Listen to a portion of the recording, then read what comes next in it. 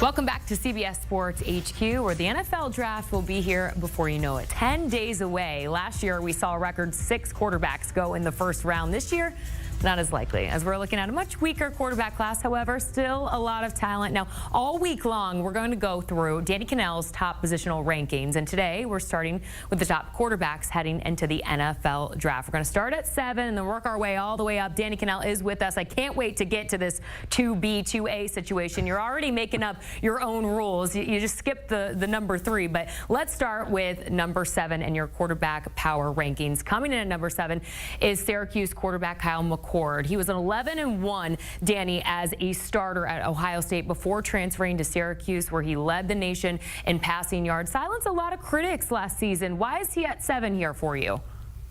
Jordan, I really like him as a polished passer. You know, you mentioned the 11-1 record at Ohio State 2 years ago, but what might be more impressive is getting Syracuse to 10 wins. Like, that was, to me, elevating a program, elevating a team around him that hadn't been that talented in recent history, and yet he lifted everyone around him level of play. You mentioned leading the country in passing yardage. It was a pass-heavy system, and his touchdown-to-interception ratio actually would be much stronger if you could eliminate the one game, which was atrocious versus Pitt, where he had 5 interceptions, 2 pick sixes, but he bounced back from that one, finished strong.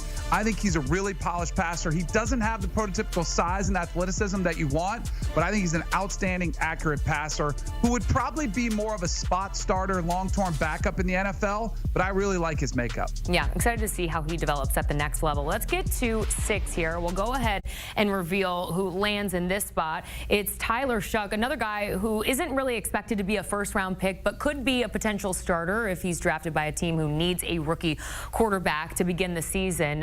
What's your quarterback comp on him, and why does he land in the 6th spot? So, Jordan, I like Tyler Shough, but I don't love him. Like, that's where I think some people have fallen in love with Tyler Shough because of his physical skill set. He is a specimen. He's 6'5". He's big. He ran way better than I think a lot of people thought at the combine. And he did have a really nice season for Louisville, but that's the key that kind of is my hiccup with him. It was only one season that he started from start to finish at any major program. He's been to Oregon. He's been to Texas Tech. He's had injuries plague him throughout his career. I just need to see a body of work that's more complete and ability to stay healthy throughout the course of a season. He could be one of those upside plays, but I do think this is one of those swing for the fences types moves. For me, I wouldn't take it probably ahead of the late 2nd round is the earliest I would take him, probably more likely the 3rd round. But I do think some teams are falling in love with him because of what they think the potential upside could be. Yeah, and I think a lot of people are on the same page with you. Let's go ahead and reveal who lands at 5 on your quarterback ranking list, and it's the national champion Will Howard, the former Buckeye, has quite the resume, lands at 5 in your rankings. Explain why, Danny. So I think he was one of the more underrated, underappreciated quarterbacks last year at Ohio State because they had this $20 million roster. He had so many pieces around him, but he's still another guy who's physically impressive. He's 6'5", 240, sort of a brick house. He can take the hits that he needs to take at the next level. And I liked him back at Kansas State when he was calling the shots there and won a Big 12 championship. Then he goes to Ohio State, wins them a national championship. Most impressively for me is the intangibles, because he had to deal with the most pressure-packed job in all of college sports, and that's being the quarterback at Ohio State with massive expectations. And he went through the ups and downs, never wavered, including that game against Oregon where he came up just short, including a game against Michigan, which they lost and shouldn't have, bounced back, showed me a real physical, mental fortitude to be able to handle that type of pressure, which is similar to what you're going to face being an NFL franchise quarterback. Okay, I really want you to go in depth here at this 4-5 spot, because at 4 you have Quinn Ewers ahead of Will Howard. Why is Ewers here, Danny? Because I think, like many NFL scouts, those 4 interceptions in Texas's 3 postseason games before heading into the draft has a little bit of a sour taste in folks' mouths. Explain this ranking to me. So I think Quinn Ewers has elite arm talent. Now, some people might scoff and say, wait a second, I didn't see that this past season, but you did before he had that oblique injury. Remember, he was handed off 3rd game of the year, coming off an incredible game that he had at Michigan, where I thought he played like a top 5 pick in Ann Arbor. Again, much like he did 2 years ago when they went to Tuscaloosa in Alabama. He's got a flair for the big game, but I thought he was hampered all season long. And Texas and Quinn Ewers' camp has alluded that the injury was much more significant than we knew about, which is why he wasn't able to get all the torque necessarily to generate top-tier arm talent. So it was really capped this past season. But if you go back, one of the reasons he was one of the top-tier recruits and five-star, all everything coming out of high school was because he's got that arm talent. I don't think it vanished. I think now that he's healthy, it can be on display. But I do have concerns about the injury risk, similar to Tyler Shuck. But at least he started and finished multiple years as the starter at Texas, and he's also a winner. So I love him. I think he's very tough, too. All right, let's go ahead and get to this, what should be number 3, but it's actually 2B. I'm not going to complain because I actually really like this pick here. Jackson Dart out of Ole Miss and 2B. Explain this for us, Danny. So I think Shedeur Sanders and Jackson Dart are about the same spot of where I would want to take a quarterback. And especially with these two, I would take them probably in the late teens if I was a team looking to take one of them. I don't think there's that much separation between the two, but there is a big difference in what you're going to get. I think Jackson Dart is more athletic. I think he has a stronger arm, but he doesn't have the perfect film that Shedeur Sanders has. I think there could be some upside, but I do think there is some bust potential with Jackson Dart. Shedeur Sanders, on the flip side, I think he has a great floor. I don't think there's a chance Shedeur Sanders will be a bust. His football IQ is the highest in this class, but he does feel capped as far as what the upside potentially could be. But I think these two are very similar as far as where I would risk taking them with a pick in the teens. And I really like the way Jackson Dart got better and better throughout his career as a 3-year starter at Ole Miss. Playing in physical conference against great defenses, his completion percentage increased, his touchdown interception ratio got better, and his yardage, his overall production went up as well. And again, I think he's that type of athletic quarterback that NFL teams are looking for now more than ever. Just a quick follow-up. Was he always so high on your list, Danny? Because I feel like lately he's really been rising up the draft boards. Well, I think people were impressed with his performance at the Senior Bowl, the interview process, and then sort of getting to realize, oh, this kid is pretty talented when it comes to arm strength and mobility with the way he's tested. So I think he's somebody that the scouts and GMs have sort of fallen in love with. But as somebody who follows closely college football all the time, year round, I've always kind of had him on the radar in this position. But really, he's made a late surge here from the masses when they've started to dive into the tape. All right, well, you kind of alluded to it already. 2A is where you'll find Shedeur Sanders, who is widely expected to be the second quarterback off the board. And then let's go ahead and just flip number 1 here because you talked about it a little bit. Surprise, surprise, Danny. Cam Ward, walk us through why this was just such an easy decision at this 1 and 2 spot.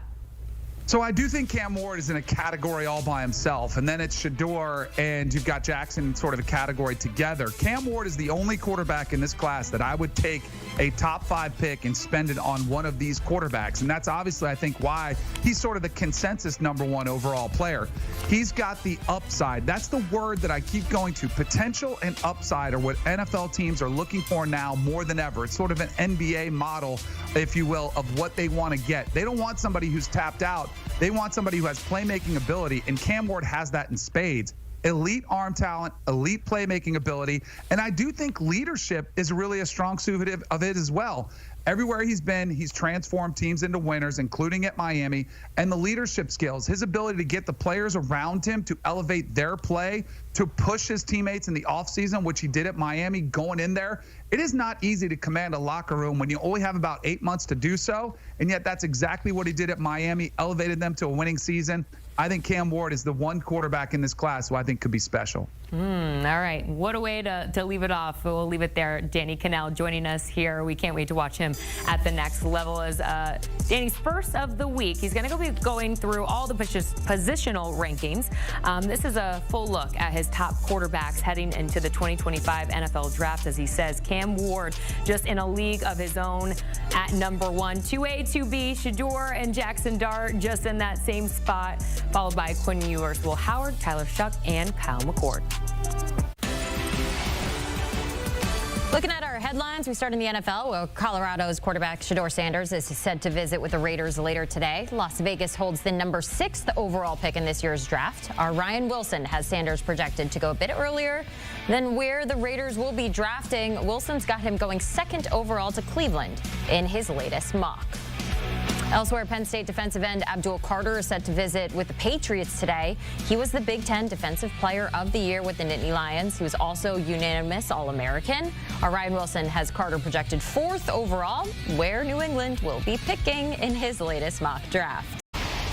Well, Ashton Jeanty is going to be the top running back off the board, and he could be the highest running back drafted since Saquon went 2nd overall to the Giants back in 2018. That was 7 years ago. Many mocks have him going number 6 to the Raiders after back-to-back first-team All-America seasons at Boise State. Mike Renner is ranking his top 5 running backs with a couple of guys who used to block for them up front in Mitch Morse and Kyle Long. Sometimes. And obviously, tried my best. Obviously, Jeanty is number 1 on your list. Would you say he's the best prospect since Saquon 7 years ago? I would say that. I think he's a better back than Bijan Robinson was coming out because I think he's more complete. I think he can run between the tackles better than Bijan ever did. People might be worried about his height. You know, he's 5'8".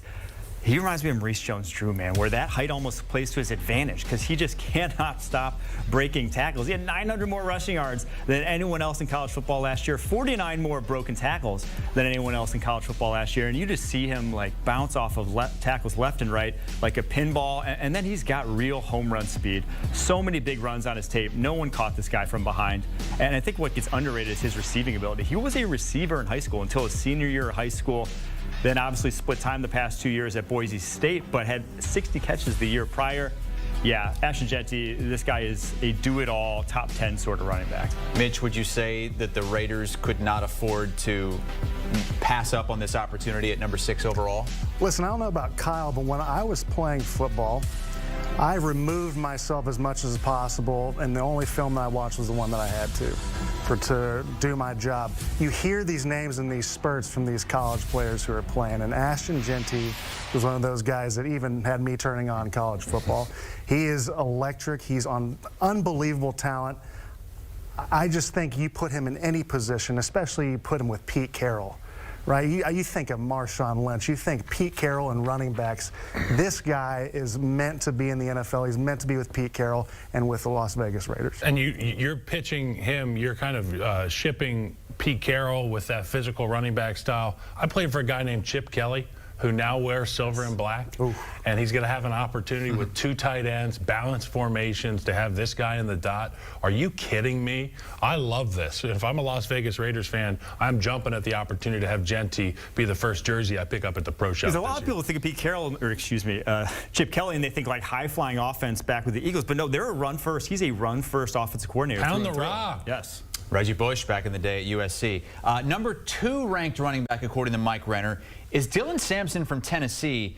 And I was looking at your mock draft. You didn't have him going until the 3rd round. So why don't those two things kind of match up here? Because the NFL hasn't historically coveted backs of this size. He's 5'11". He's 200 pounds. He's on the smaller end for running backs. But I think we saw with Bucky Irving last year and guys like Jahmyr Gibbs and these, space players that are thriving nowadays with these 2 high defenses that these guys are real deal weapons. And these guys can be bell cows at the NFL level. So I don't think the NFL might covet him as highly, but I watch his tape and I see elite vision and elite running style. The guy runs so hard between the tackles. I mean, you think a 200-pounder, they must be throwing him out wide, these screens and whatnot, playing him on like pitches, wide zone. No, he's running A-gap powers. He's running duo up front there for Tennessee. They are running him between the tackles, and he's handling it as well as anyone. He went for over 100 against Bama, over 100 against Georgia, and when he went out in that Ohio State game in the playoff, they were toast. He was their offense this past year. But you think he might slide down because of that size? I think he could. Mid-3rd, late 2nd is where I see him. You agree with that, Mitch?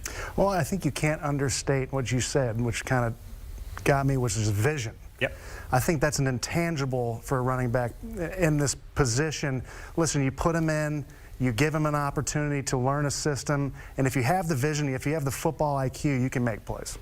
And there's a ton of teams out there who are eyeing up this Ashton Jeanty character we were just talking about. They're going to miss out on the sweepstakes because he's going to be gone. Well, the Cowboys, to your point, for many months we were mocking the Cowboys getting Genty in the teens, but he's not going to be around there most likely, and Mike actually has him going to the Cowboys in the 3rd round. And it's something that the Dallas Cowboys have needed for a long time here. It's somebody that can tote the rock for them and be that staple in the part of their offense. And you talked about his vision. You talked about his running between the tackles. And the thing that stands out to me about this young man is his demeanor, the angle at which his body is set when he gets to the line of scrimmage. He's not accelerating. He's not getting up to top speed. I feel like he's at top speed with bad intentions at the line of scrimmage. A guy he reminds me of in that regard, David Montgomery. There's a reason that he always falls forward for 4 or 5 yards and bounces off sometimes for 30 more.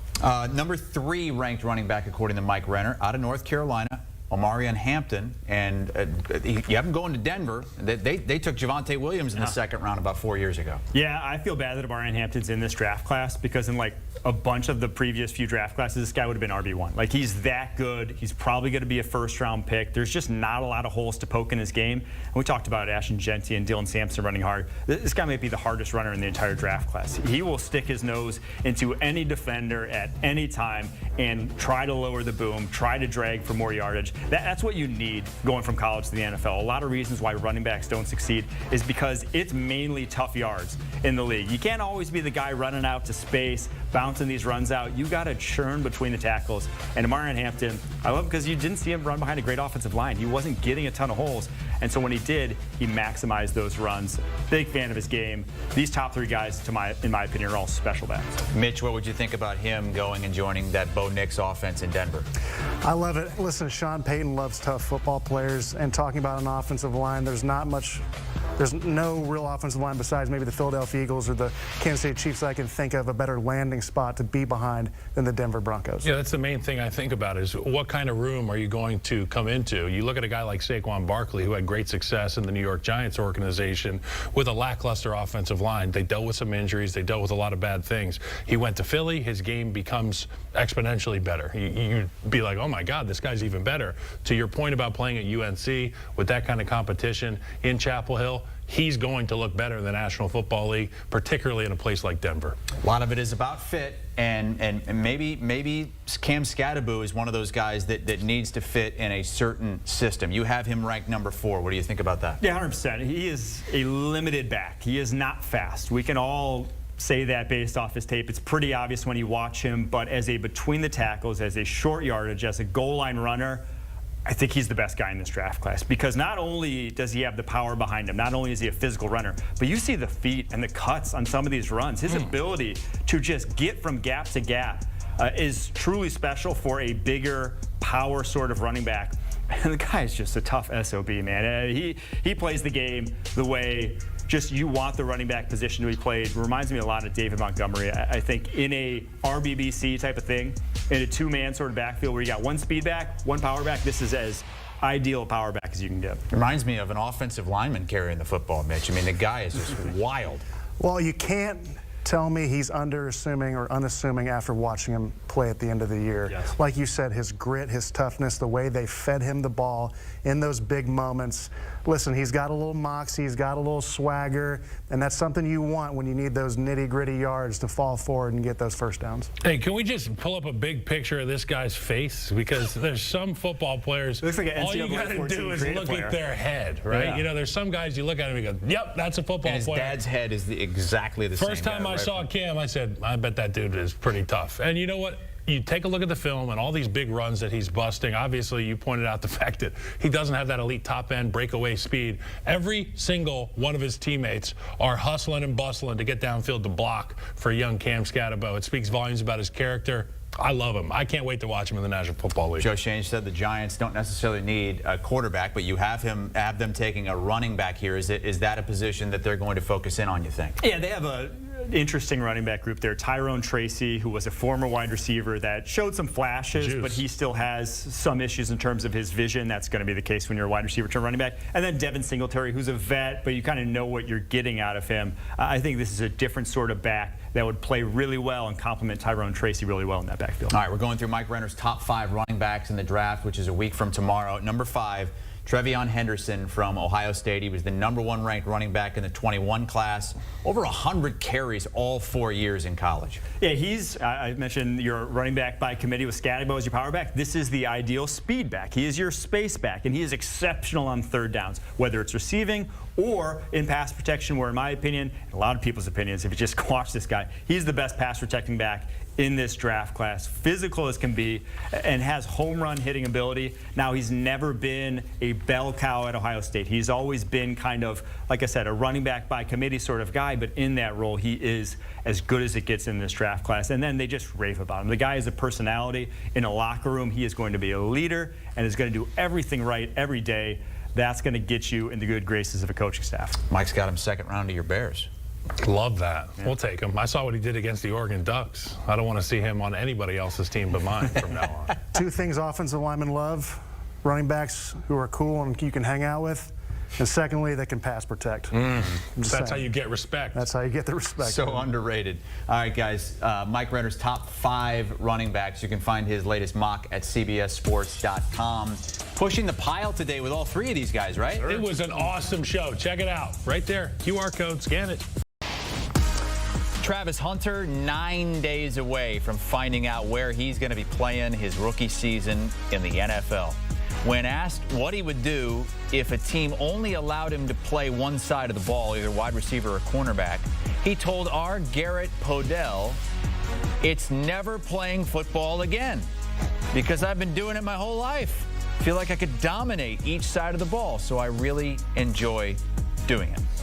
All right, Lige Douzable, Mike Renner, Pete Prisco are here. Lige, you're kind of snickering. I mean, what's he going to do? I love that you said that because that's a foreshadow. I don't know. He just did a deal with Snickers. Did he really? Yeah. So to me, like that was a "if you're hungry, why wait" type of quote that he had right there. Are you really going to sit out of games if a team says we only want you to play receiver? No, you're not going to do that. But I love the confidence that he brings. I mean, it's stupidity. Stupidity? If a team says you're going to play wide receiver, you play wide receiver. Exactly. If a team says you play corner, you play corner. You're not the coach. You do what they tell you to do. I mean, it's ridiculous. It hurt him at times. Like, it hurt him at times that he was tired on the football field. So, like, yeah, maybe he can. I will say this. He can play. I think more teams I talk to like him at wide receiver, and they're going to play him at wide receiver. If you play him at wide receiver, you can spot him in to play a few plays here and there on the defensive side of the ball. If you like him at corner, you can spot him in to play him a few plays at wide receiver. There's no chance in hell he can play both ways. Zero. My thought was play him in goal line packages. Because even then you're not running a lot anyways. Correct. Like if you're on the goal line defensively, the most you're moving is like maybe going on a drag route and man covers. That's about it. But you're not going 40 yards downfield on a go ball having to run. So it really could save his legs in that regard. But I know we talked about this earlier, Mike, where he's going to be slotted to go in the draft. All those teams need receivers. They don't really need corners. So you would think from day one his impact is going to be on the offensive side of the ball. And I think you play him at the star position, right? You could use his elite ball skills in the secondary where he's kind of free-flowing in the back end and he's not just locked in at corner where he has to lock down a #1 receiver. The bottom line is whether he plays on the offensive side of the ball or he plays on the defensive side of the ball, he's the best player in the draft. And to me, it's not close. I think he would be an elite corner. He's got great skills, great ball skills. He will be an elite wide receiver. He is a truly, truly special player. But more than that, he loves it and he lives it, and that's the best part of him. Much more on Travis Hunter and that quote on playing both sides of the ball at CBSSports.com. Garrett Podell putting together a nice article there. We asked you guys to come forward with your top 5 wide receivers in this draft. Pete, you said basically he's the best player in the draft. He'd be the best wide receiver. He'd be the best cornerback. But I believe there's somebody sitting up here that doesn't have him ranked as the #1 wide receiver in this class. Who is it? I think that would be me. He's a unicorn. He's the best athlete in this draft. To Pete's point, the best player in this draft. To Mike's point, he talked about this earlier. I think it hurt him at times that he was playing both sides of the ball because he didn't really get to fine-tune his skill set on the offense or the defensive side of the ball. He's not really a crisp route runner, but he's just a freakishly God-given athlete in regards to having so much suddenness at the line of scrimmage to create separation. We talked about his elite ball skills. You go to that North Dakota State game. I don't know how he caught that ball in the red zone. It was almost like a glitch because the ball was thrown inside and his body was outside and he was able to pluck it out of the air. that shows you the elite ball skills. I have Ted McMillan as my #1 receiver, but Travis Hunter is the best player in this draft. Pete, you don't even have Ted in your top 5, do you? Yeah, I do. Where? I forget where I put him, but he's not. You got to put the list up. I think he's 4th. Yeah, I mean, he's There 4th. you go. Yeah, I love Travis Hunter. I think he's special. I like Matt Golden. Matthew Golden, I think, again. Speed kills. Yes, and I think Quinn Ewers was hurt last year and couldn't drive the ball. I think that hurt his numbers a little bit. Buka to me, is going to be a big-time wide receiver on the next level. He's going to step in and play right away and become a productive player. McMillan is interesting because he's got great hands. He's got a great feel for the game, but he doesn't run that well. And if you look at guys that don't run that well, I know he's a big guy. What's his ceiling? Drake London? Is that his ceiling? I mean, that's 1,100 yards. What's his floor? Bad Mike Williams, and there were 2 of them that both were slow and didn't play very well. So I think when you look at it, there's a lot of concerns about Tech McMillan, and I think his speed is #1. Well, I'm curious because at #5, you had a guy who might be the slowest receiver in this draft class, That's Jack true. Besh. I mean, he didn't run pre-draft. He did everything else pre-draft but run 40. Jack Besh will be such a productive NFL receiver from the slot. It's going to be amazing. You watch. He's going to be I'm not debating that. I'm just saying he's going to run slower than Speed Devin is McMillan. slow, yeah. Now, he's a heck of a player, and he never drops anything, so I like him. I wouldn't put him in my top 5. But, again, when it comes to Ted McMillan, I liken him to a power forward in basketball. The way he's able to box out smaller corners, go up and high point the ball. Nobody high points the ball better than Ted McMillan in this draft. And when you talk about 50-50 jump ball, for him it's like 80-20 because he tracks the ball so well and is able to pluck it out of there. I know people will talk about his speed, but when you look at him on over routes, he separates from corners, so he has enough speed. I hear what you're saying, Pete. Is his ceiling Drake London? I mean, Drake London had like 1,100 yards last year, so I mean, it's a pretty good season if you're asking me. I think he's a little bit better than Drake London coming out of college, though. Yeah, and Drake London went 8 overall, and that's like, they're not complaining about drafting Correct. Drake London 8 overall. I think he's that caliber of player, and I think in some ways he's actually better than Drake London. The guy's fluidity, his ability to avoid contact along his routes, and then his ability to stop and cut at that size is just unique to me, and it gives Is he him your #1? a super high floor. No, Travis Hunter's my #1. Travis Hunter's a good unicorn. Okay, That well, guy's- Ted's #2 on Ted's number Mike's list, but let's go down to #3 on Mike's list because I think Pete's going to have a little rebuttal for this. It's Luther Burden. Mike, first, you get first word here. Why do you like him so much out of Missouri? It's just the talent. I mean, I can see the negatives. He is one of the biggest boomer bust prospects in this draft class. I don't know why he does not run routes better because to me, there's nothing physically limiting him from being an elite route runner. You see movement skills that are off the charts, but then you're like, he only had like 600 yards last year? He had more broken tackles after the catch than he had first downs. I don't think I've ever seen a guy have that stat line for an entire season, maybe one game, but that's just like completely unproductive. And the quotes that have come out about him is that he's, a guy that just didn't develop from day one, a 5-star who was talented enough to get by. But that's not going to get by at the NFL level. So I agree. If you're going to be low on him, I'm not going to argue. But the talent is the second best talent after Travis Hunter in this class. I don't see suddenness either, though. I know he's a physical player, and I don't see it. And by the way, you talk about not development. That there's knocks on him and that he didn't practice very much and practice very hard.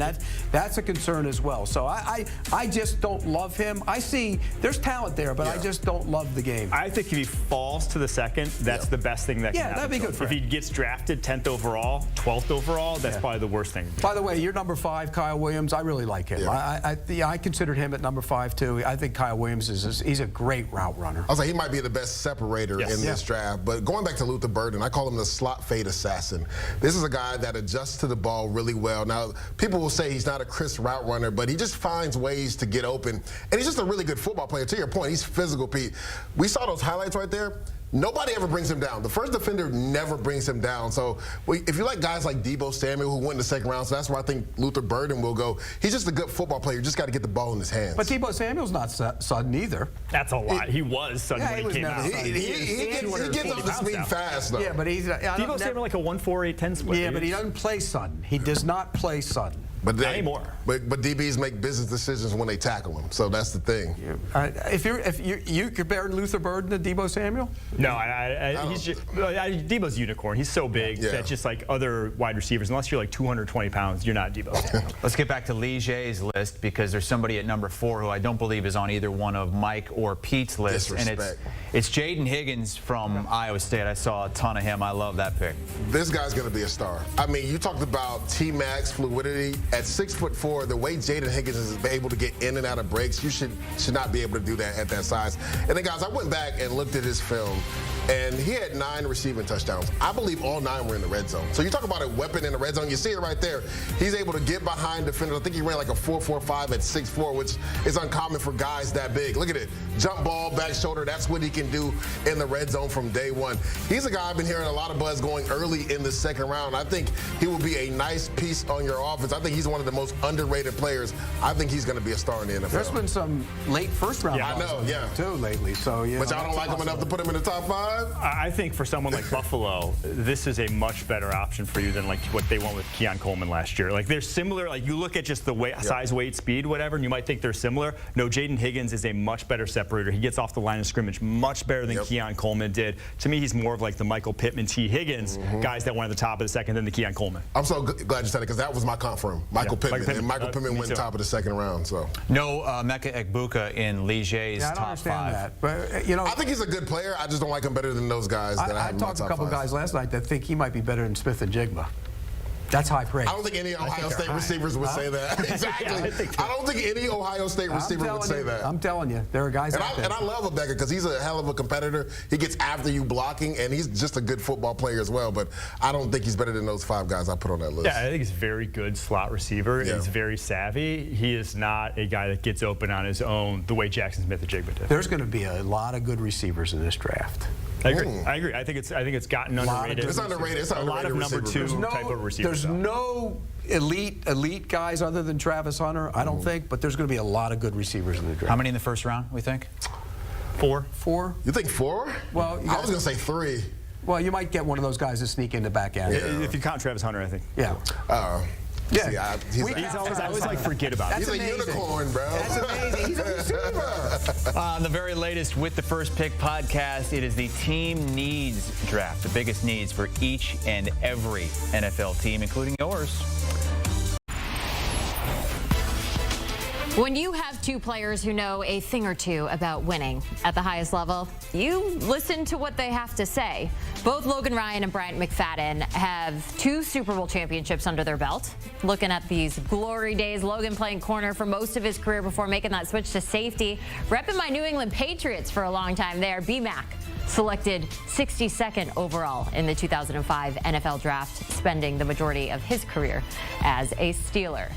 So who are the big names in this year's NFL Draft? Looking at some of the top corners, the future stars, and it's our guys that are going to be ranking their top 5. And there are some surprises coming your way. So we got our 2 corners, 2 Super Bowl champs. Lucky us, Bryant McFadden, Logan Ryan. Thanks for joining us, fellas. We're going to break down the top 5 cornerbacks in this year's upcoming NFL Draft. We're going to make our way to the top of the list. So starting at number 5, B-Mac, you are going with a former national champ. No question. Number 5 on my list, I have Will Johnson, the talented cornerback from Michigan. Listen, I love Will Johnson. He's a prototypical corner. And I know he might be higher on some other lists, and of course Logan has him higher on his, but I love in terms of what he brings to the table as a cornerback, very, very instinctive, very, very disruptive. The issue with me with Will Johnson, Logan, is this. 2023, we saw a different Will Johnson. We saw a dominant Will Johnson. And because of his play in 2023, he came into 2024 as the perennial #1 corner draft prospect out of all eligible corners. But when you watch his play in 2024, I didn't see the same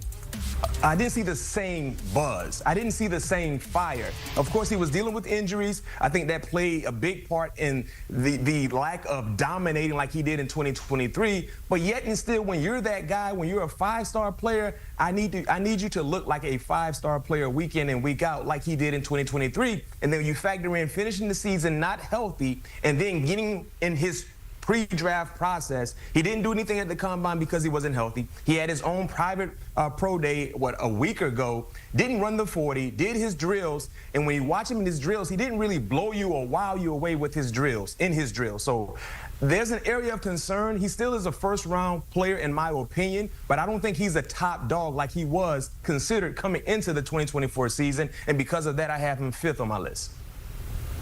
Wow, B-Mac, I love that we disagree right away. I have Will Johnson, spoiler alert, way up on my list. I wish we could pull that graphic back up. There's a lot of reasons why he's going to be on the top of my list, and I'm going to save some of them. But simply, he's allowed 2 touchdowns in 3 years, and he has 9 interceptions. He's scored 3 pick sixes in those 3 years. So he's scored more touchdowns than he's given up. I don't think you can do the job any better than that. Also, he's a 3-time All-American and won a national championship. So you can't have a better 3-year career than that. B-Mac, I didn't have a better 3-year career than that. You didn't have a better 3-year career than that.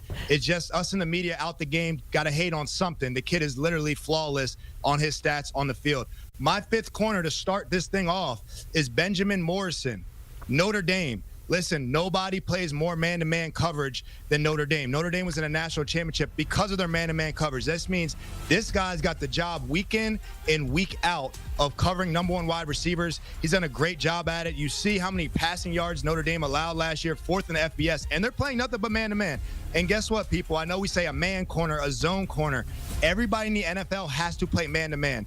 Zone coverage down the field turns into man-to-man. So why not pick somebody who's played the most of it, did it at a tremendously high level, lead his team to a national championship appearance last year with the strength of their cornerback play, Benjamin Morrison from Notre Dame. The man, in my respect, it needs to be on that list of a top 5 corner. All right, so he's making your list of the top 5. I'm excited to see where Will Johnson is on your list, Logan. I'm looking forward to that one. We're going to move down to number 4 now. B-Mac going with the 2024 first-team All-SEC player out of Ole Miss. Trey Amos, I have him number 4 on my list. The thing I love about Trey is his length.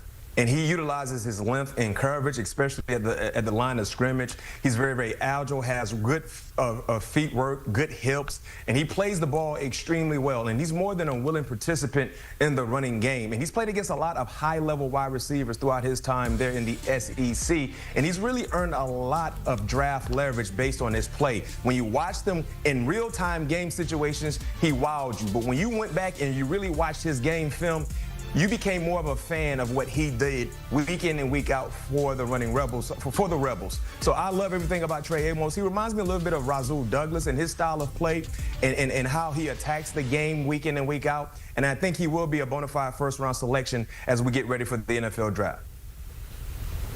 I like Amos as well. That's a great guy. He didn't make my top 5, but I'm going to go with a guy that we all can agree is a top corner in this year's draft, and that's Jahdae Barron out of Texas. I mean, this guy is a all-around playmaker, right? He plays the slot, he plays the inside, he plays the outside, an All-American last year, and the Thorpe Award winner. Had a great season there.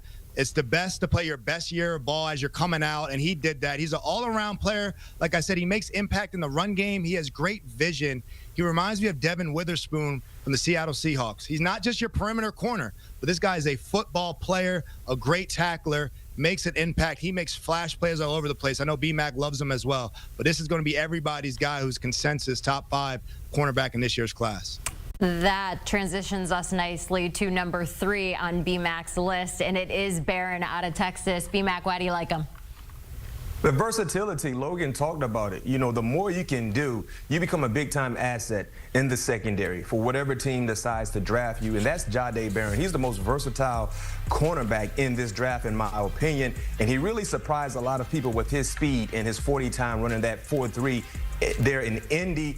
He tackles well. He knows the game extremely well. He was glorified throughout his collegiate career, winning the Jim Thorpe Award a year ago for the Longhorns. And he's played a lot of high-level football. And like I said, I love the versatility. I think the biggest conundrum for whatever team decides to draft Jahdae is where do you put him? Do you just line him up to be an outside perimeter corner, or do you allow him to work some of the inside action as well? But don't worry, he can do either or, in my opinion.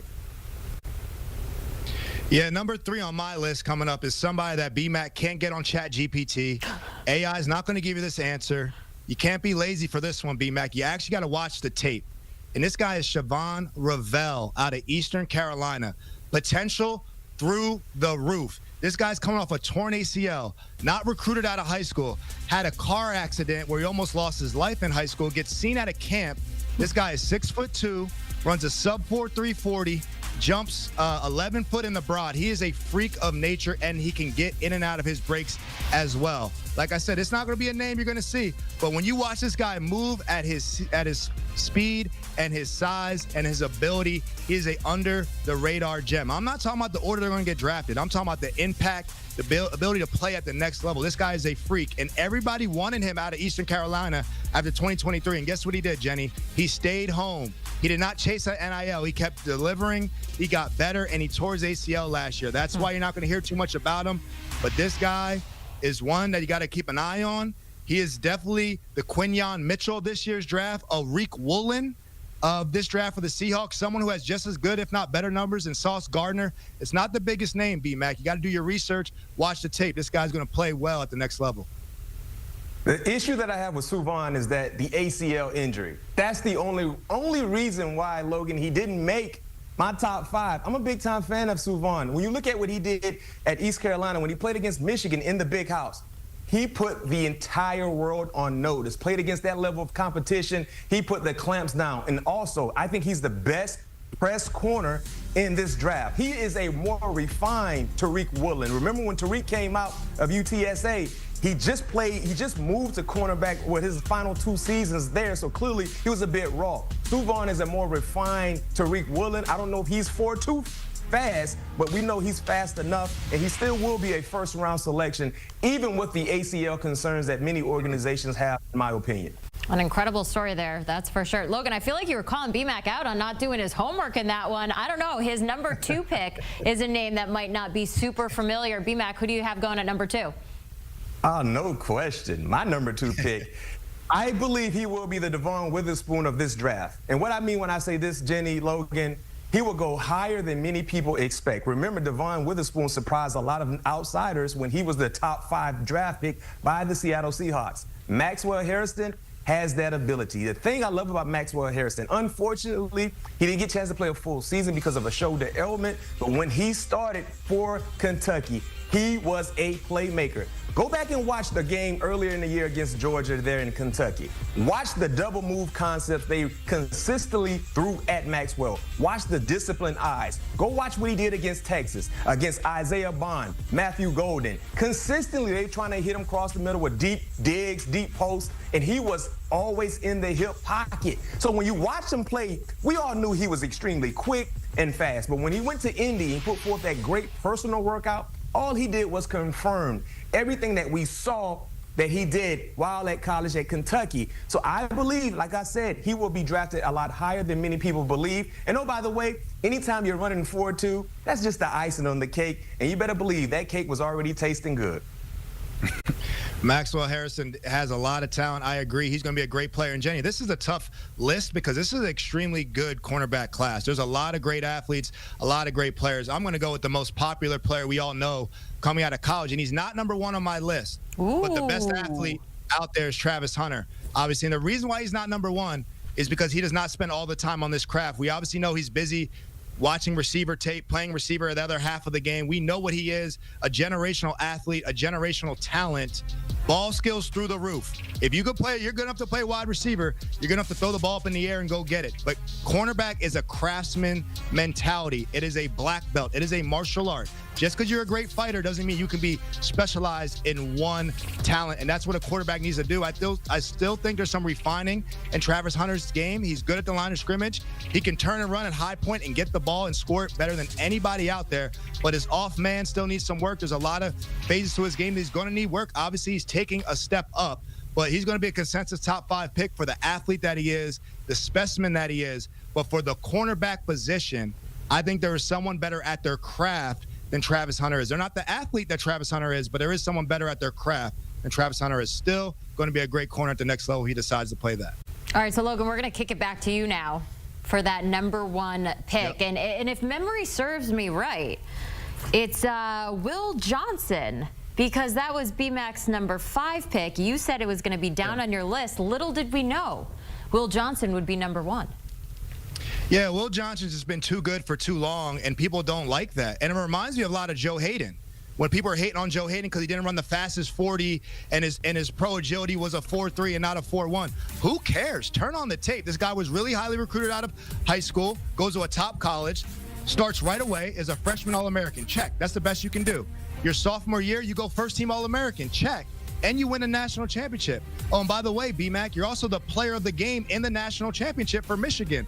So you can't get any better than that. If he could leave as a sophomore, he would have. He's not allowed to. He comes back his third year, has an injury. That's why the production drops. He has an injury, a toe injury, which we know B-Mac is really important for our position, and he still goes second-team All-American. Lowest passer rating allowed, 9 interceptions, 3 pick sixes, only gave up 2 touchdowns in his career. You cannot have a better career at the position. And what I said Travis Hunter does not have right now is an off-man game. Well, Will Johnson does. Off-man is a dead sport.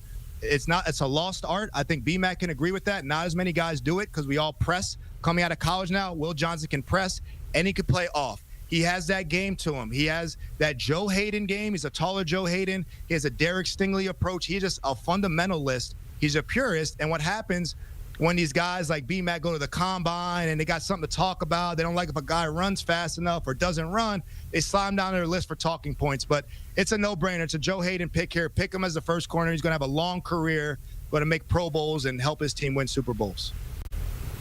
No doubt, Logan, I don't disagree with you in terms of the potential that he has and what he could do for an NFL organization. But my issue with Will Johnson, yes, he is the most glorified corner in this draft in terms of production, but we saw slippage in his play this season compared to any other year that he was there covering for Michigan. That's the concern for me. And then one thing that you hit on that's a huge nugget for Will Johnson, the injury, the toe concerns. We play a position where speed and quickness is not the say-all, be-all, but it's something you need to have. And when you watch him play, he doesn't give you the same burst that some of these other corners give you. So, okay, cool. You still cover. You still do a great job. You're consistent. But if you don't run the 40 at all, this ain't a Marvin Harrison Jr. type situation where he didn't run the 40, but he finished the season healthy. That's not a concern. The concern for Will Johnson is, how healthy are you? And you know this better than anybody. Playing the cornerback position, you better have, your toes better be healthy, and you better have healthy hips. Those are 2 major necessities you have to have, and because he didn't run the 40, I'm a bit concerned. I'm not saying he's slow, but I just want to see you run to make sure that when we draft you, we don't get into halfway through your rookie campaign and now we're dealing with an element, or we're not seeing the burst that we used to see from you. That's all. I do believe he can be a great corner like he was in college, but just for my personal list, I don't have him as high as you do, and I'm not knocking you for you having that high. I just don't think he's a top 2 corner when you talk about corners that will be drafted. And the good thing about everything that we're doing in terms of giving our predictions, we actually will see what will happen. We will see if Logan is right or if I'm right. Either way, he's going to be a great cornerback in my opinion. Most importantly, he just has to be healthy. But let me transition to my number 1. My number 1 is your number 2. You gave great points in terms of why Travis Hunter is your number 2. Some of the things you said, I think that's why he's my number 1. Number 1, he's the best ball-hawking corner in this draft. When you can go get the football, they will pay a premium from those type of players. Just look at Derek Stingley in the deal he just signed. Look at Pat Surtain. Those are guys that can go take Wilson away and bring Wilson to your side of the field. Those are great things. Not to mention the fear factor. Because of his ball abilities, how ball aware he is, you got to be mindful when you're throwing the football to number 12 side. Because if you're not properly sound in your ball placement, he will take it away. And the last thing I'll say about Travis Hunter, and I agree with you, Logan, you said because he was playing both sides of the football, he didn't have the ability to really perfect his craft. Logan, that's a blessing in disguise. You know why? Travis Hunter is like the kid you went to school with who didn't study as much as you did, but he always made passing grades. He always made a 90, a 94, 95. And you're like, how? How are you making these good grades? Because I just got the it factor. I'm just blessed with something that you're not blessed with. And that's who Travis Hunter is, and that's why I have him number 1 on my list when you look at the top 5 cornerbacks for this draft. B-Mac, you went long there. I appreciate all those points. Really well said.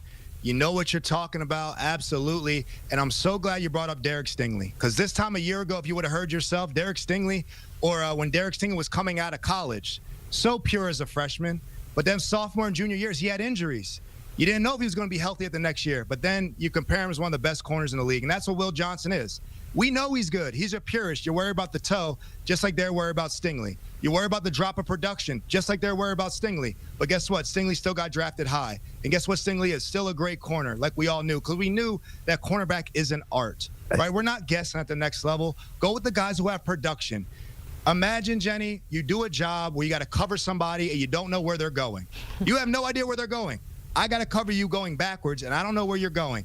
And I take the ball away and score more touchdowns than you do in my career. I only give up 2 touchdowns in my career. I drop production, but I don't give up a touchdown in that season. But I score it 3 times, and I don't know where you're going. You can't get any better than that. You absolutely can't. And as great as Travis Hunter is, he gave up more touchdowns. As great as Travis Hunter is, he gave up more passing yards. So Will Johnson, with the bad toe and all, still had 3 All-American years. So I think, we tend to overthink these things for ratings. But at the end of the day, I love the Derek Stingley comp. You finished my comparison for me. It's a great comp. Will Johnson's like Derek Stingley. Don't listen to the haters. Don't listen to the injury concerns. Just keep playing great ball. Keep producing, and you will get paid at the next level. Hey, Logan, you just gave me a free layup to the lane with that Will Johnson and Derek Stingley comp. Yes, there's a major difference between the two. Because of the injury concerns that we all had for Derek Stingley, the masses, he still ran the 40. And you remember what he ran? He ran high 4.3. He confirmed that I'm healthy and I still have that burst that I had before the injury that you guys were all concerned with. That is a major difference. You're right, he went extremely high. Sauce, Derek Stingley, Sauce. They were back right behind each other. But if Derek Stingley I'll say this, I'm not going to say what I think would have happened, but him running that 40 and just confirming that he's healthy and he still has his speed played a major part in Derek Stingley being a top 10 selected player when he came out in the draft. But we got to see how it all plays out. 2 outstanding cornerbacks. You're right, I'm right, because we understand and we know ball. But guess what? Guess what? All of these players will be right because they have the ability to really change the trajectory of an organization. Absolutely. You guys good fighting now? That was like very kind, going back and forth. We're competitive. Jenny, we're competitive. Even when we're tired, we still want to be the best out there. That's what we do. I just want to make sure. Why we in the secondary? He's been out the league for a minute. I want to make sure he's still checking in, watching tape. Wow. I want to make sure he knows. I know how the media can get. I know how Pete Prisco can get rub off on him. I just want to challenge, make sure he's still watching the tape. That's all. Oh, poor Pete, always getting thrown under the bus. All right, Brian McFadden, Logan Ryan, you two are the best of the best. You certainly have strong opinions, as you should, and we love to hear them. And if you want to hear some more opinions and you want more draft knowledge, you got to check out With the First Pick podcast. Get ready for a 7-round mock draft. That's right, a full mock coming your way. Scan that QR code, take it in wherever you take in your favorite pods, your favorite shows. It is happening today at 3 p.m. Eastern. Back here on CBS Sports HQ, under a week to go until the NFL draft, and we're taking a look at the top tight end prospects in the upcoming draft. This is according to Christian Fourier, of course, former Penn State standout Tyler Warren, going to be making an appearance on the list, as he does on most lists that are top tight ends in the draft. Colston Loveland, Mason Taylor also in the mix. Our Ryan Wilson actually has Tyler Warren going as the first tight end off the board at number 14 to the Colts in his very latest mock draft over on CBS Sports. Let's welcome in the man himself, former NFL tight end, 2-time Super Bowl champ, Christian Fourier. We see the trophies in the background, Christian. We're going to go through your top tight ends in the draft. But before that, I want to talk about the position as a whole, how it has changed so much before or since you've been a tight end. Kind of tell us about the evolution of the position as you've seen it. Thank you for asking me this. I've been dying to talk about it. This whole idea of when people scout tight ends and they label them as traditional tight ends, I'm here to tell you that the traditional tight end has gone the way of the typewriter. They don't exist. A traditional tight end used to be, Jacqueline, right? And I was one of those guys way back in the mid-90s, right? They call a play in the huddle. They say, go to the right or go to the left. You go to the right or you go to the left. You put your hand in the dirt and then you block somebody or you go out for a pass. It was really, really simple. I mean, there are so many traditional tight ends. Kyle Brady was another traditional tight end, right? Mark Bruner. And there's more of us. They weren't the sleek, fast, nimble Renaissance men that exist now in college football. Because what happens with college football players now is that they line up all over the place. They line up short, they line up tight, they line up on the ball, they line up off the ball. They yip, they yap, they ying, they yo, they line up off the ball and then they go back into the backfield. They line up wide and then they motion in. It's the most demanding position in all of sports after the quarterback. And here are some of the guys that I was drafted with back in 1995. 3 guys drafted in the top 39 picks. Ken Dilger was a great tight end back with the Indianapolis Colts. I don't know who Kendall Watkins is. I'm sorry, I don't remember him, but I'm sure he was a great guy. But the traditional tight end is dead. Like all these guys that we're going to talk about, they do everything. And the most annoying thing about scouting tight ends today is that you can't find them. They line up all over the place. It's like playing hide and go seek. I can't stand it. It drives me nuts. So we're just going to take the traditional tight end phrasing and we're just going to throw it out the window. So let's get into these top 5 tight ends that we have in this upcoming draft. Your list, Christian, and we're starting here at number 5, a guy out of Bowling Green and Harold Fannin. Why is he cracking the top 5 of your list here? Okay, so the production is insane. 117 catches, over 1,500 yards receiving. It's almost like it's not even real, Jacqueline, when you look at it.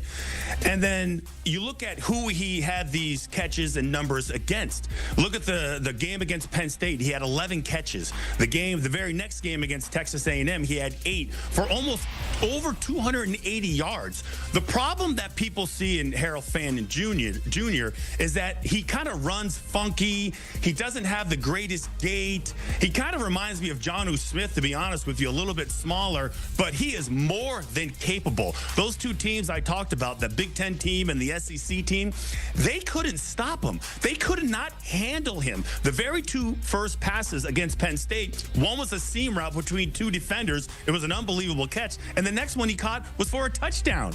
So I think Harold Fannin Jr., who's not getting a lot of respect and a lot of love, is absolutely going to be picked and be very productive for anyone who picks him.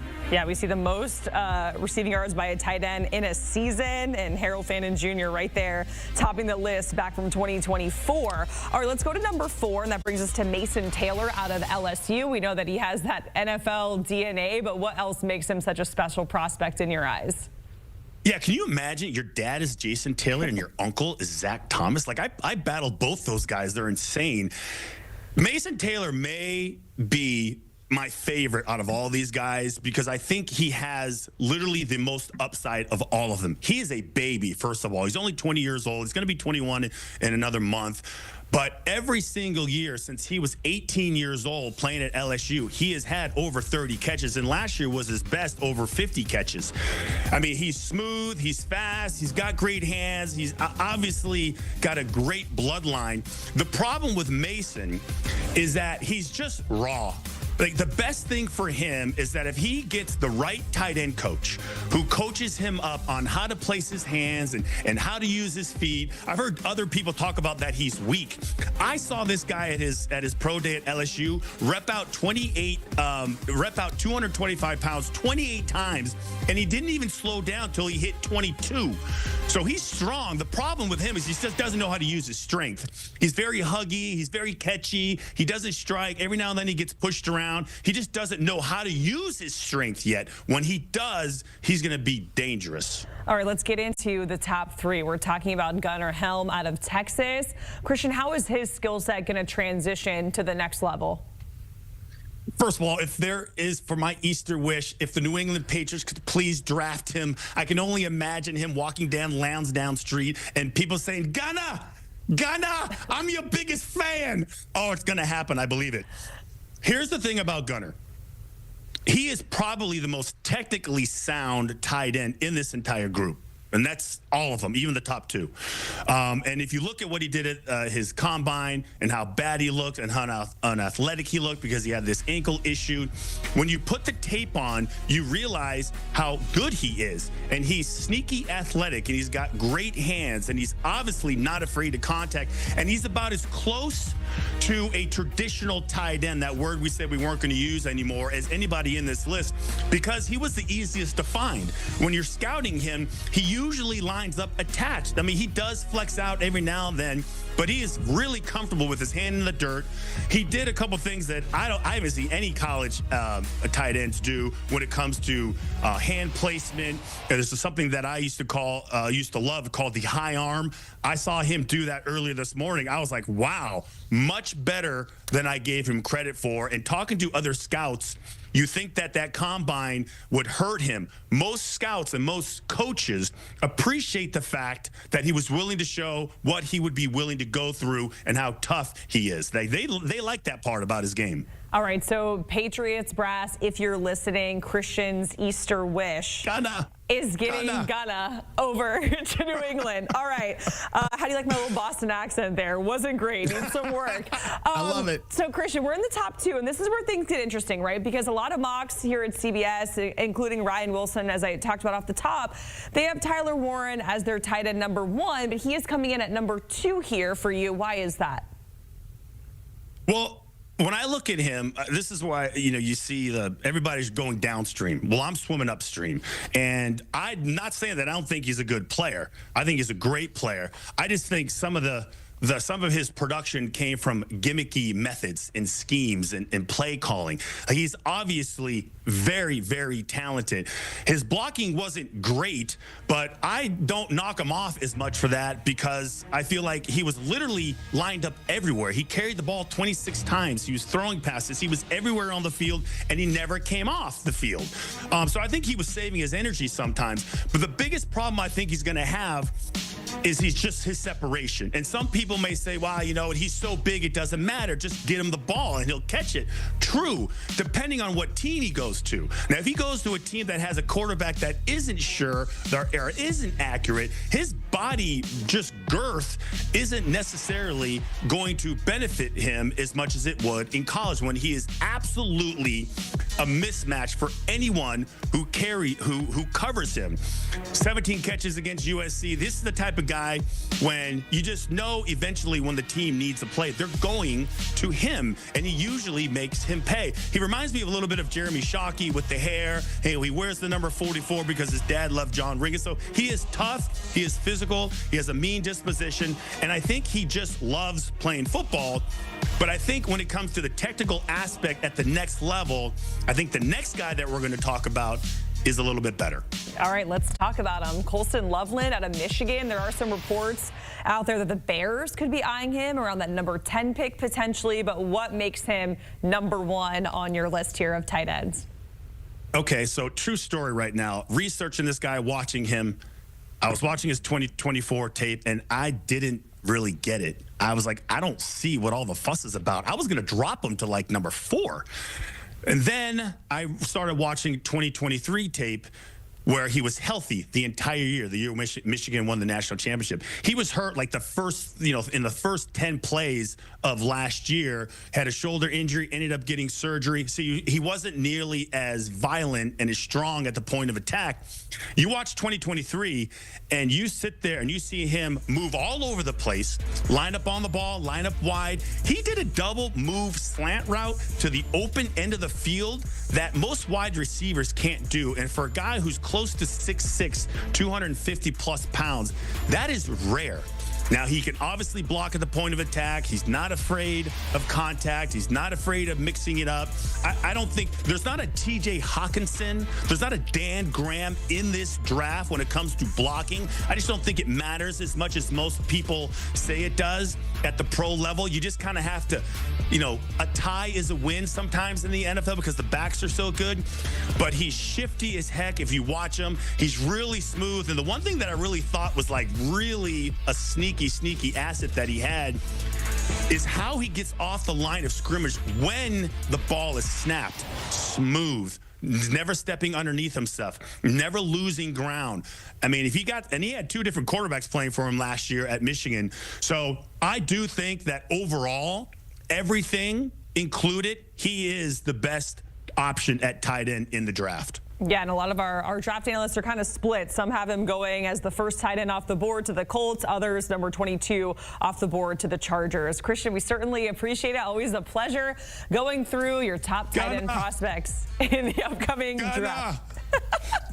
Patriots brass, listen up. Gunner, over to the Patriots. That's what Christian wants. All right, here's the top 5 tight ends. Of course, we just talked about it. Colston Loveland, number 1. Tyler Warren, number 2. And Gunnar Helm, number 3. Welcome back into CBS Sports HQ on this Tuesday. Lige Douzable has been hard at work. It's not just Pete Briscoe. Lige out there, he's cooking crab, making steak, and putting together a list. His top defensive tackles rankings. You're taking a look at 10 through 6, but we're about to count down the top 5. So let's get into it. Let's start with number 5 here, TJ Sanders out of South Carolina. Ryan Wilson had him as a late day 2 guy, but Pete, I actually want to start with you on this guy. Ooh.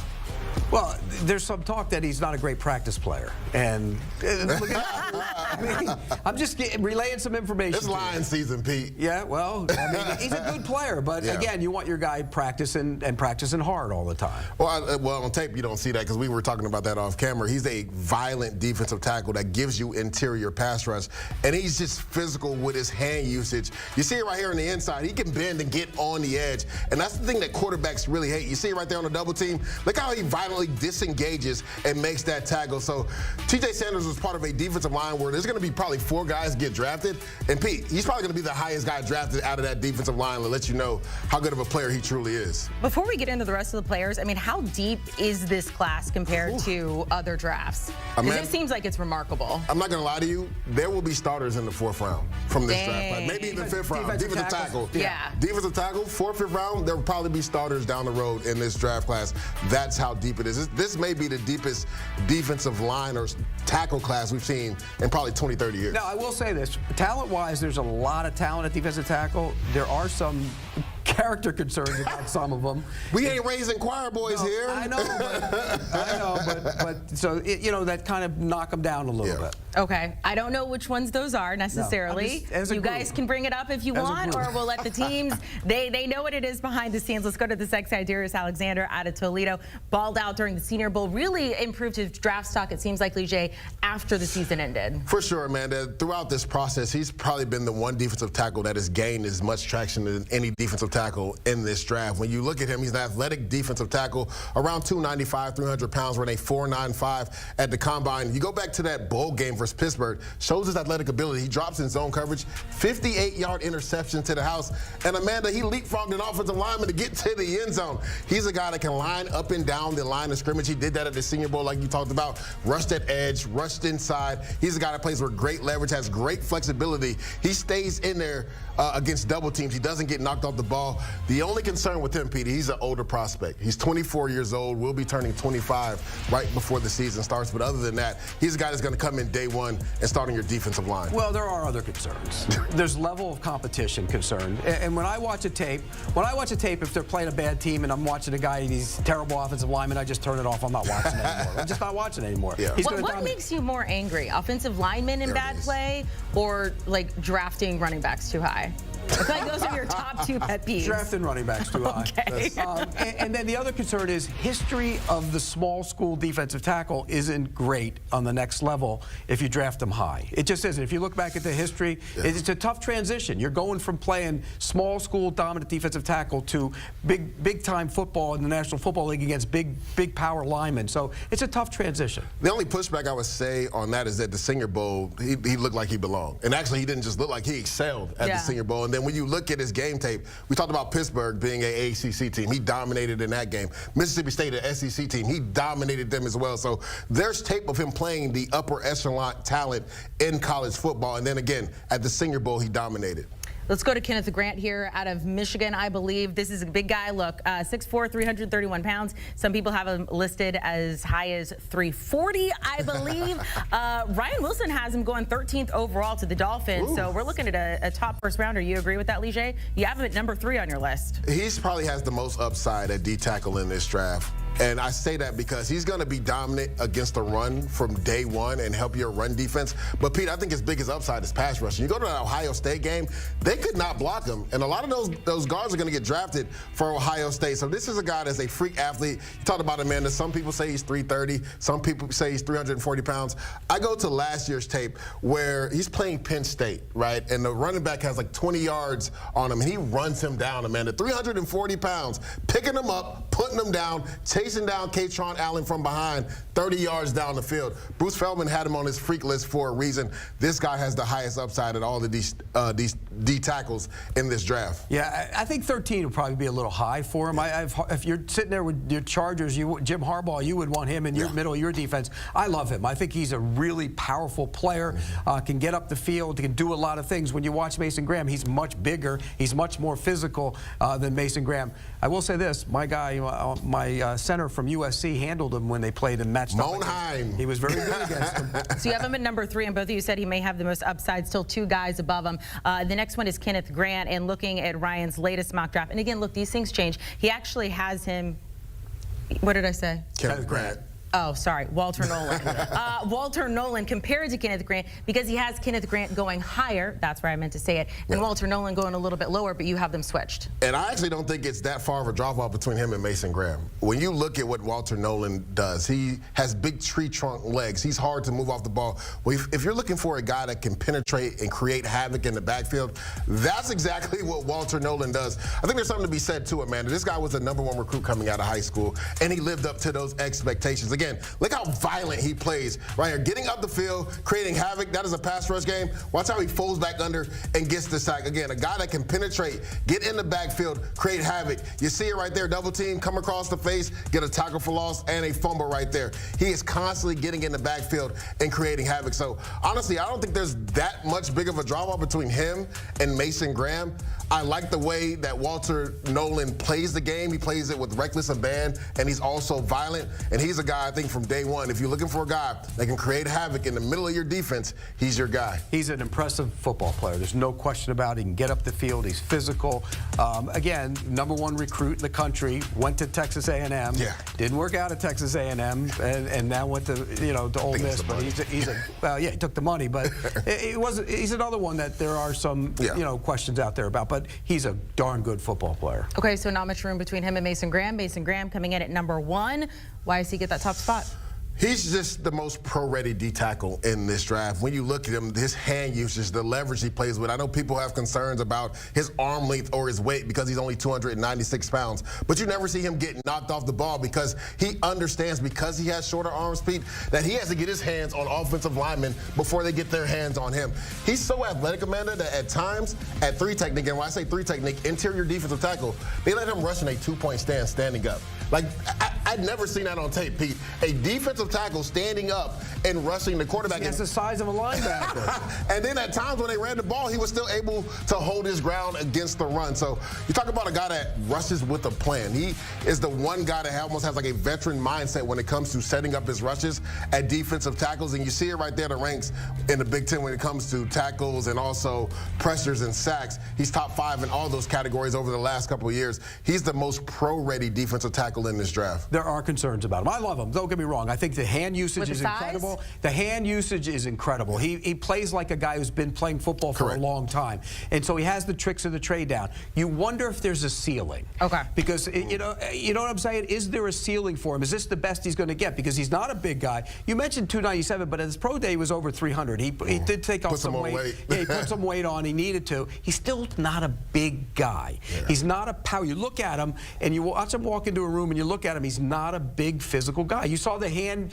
he was working on his hands the other day. Yeah. The guy he was working with looked like he was twice his size. He's talking about BT Jordan. Yeah, he doesn't, he's not a big guy. He's on the ground a little more than you would like. And for a guy who's considered a great pass rusher, 6.5 sacks over the course of 2 seasons. I mean, get double team a lot, again, though. He would probably be my first defensive tackle, no question about it, but there are concerns. Okay, so why your first DT? Since you are listing all these concerns and you say some other guys have a higher ceiling, I know he's pro-ready now. Is that the reason? Yeah, he's pro-ready now. And again, he's a guy that knows the tricks of the trade. And when you know the tricks of the trade, you're going to get away with it early and often in your career. The question becomes, when the tricks of the trade are no longer all you have, is that all you have? Are you still capable of making the plays? I would say this. I think teams overthought Braden Fisk last year, and they have the same body type, same mold. They play similar styles of football, and he should have been a first-round pick. He ended up going top of the second but would round. you take Braden Fisk top 10? You're taking Mason Graham top 10. Yes, I think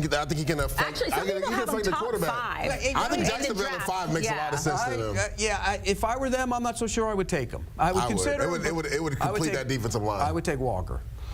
But I think there are concerns about him. I got to bring concerns on everybody. Let's put up the whole list of people loves everybody. He loves see everybody. As you guys go out arguing, as you do. But that's why we adore both you guys and having you here on set taking a look. Once again, at Lee J. Jusable's top 10 defensive tackles heading into this draft, a very, very deep class.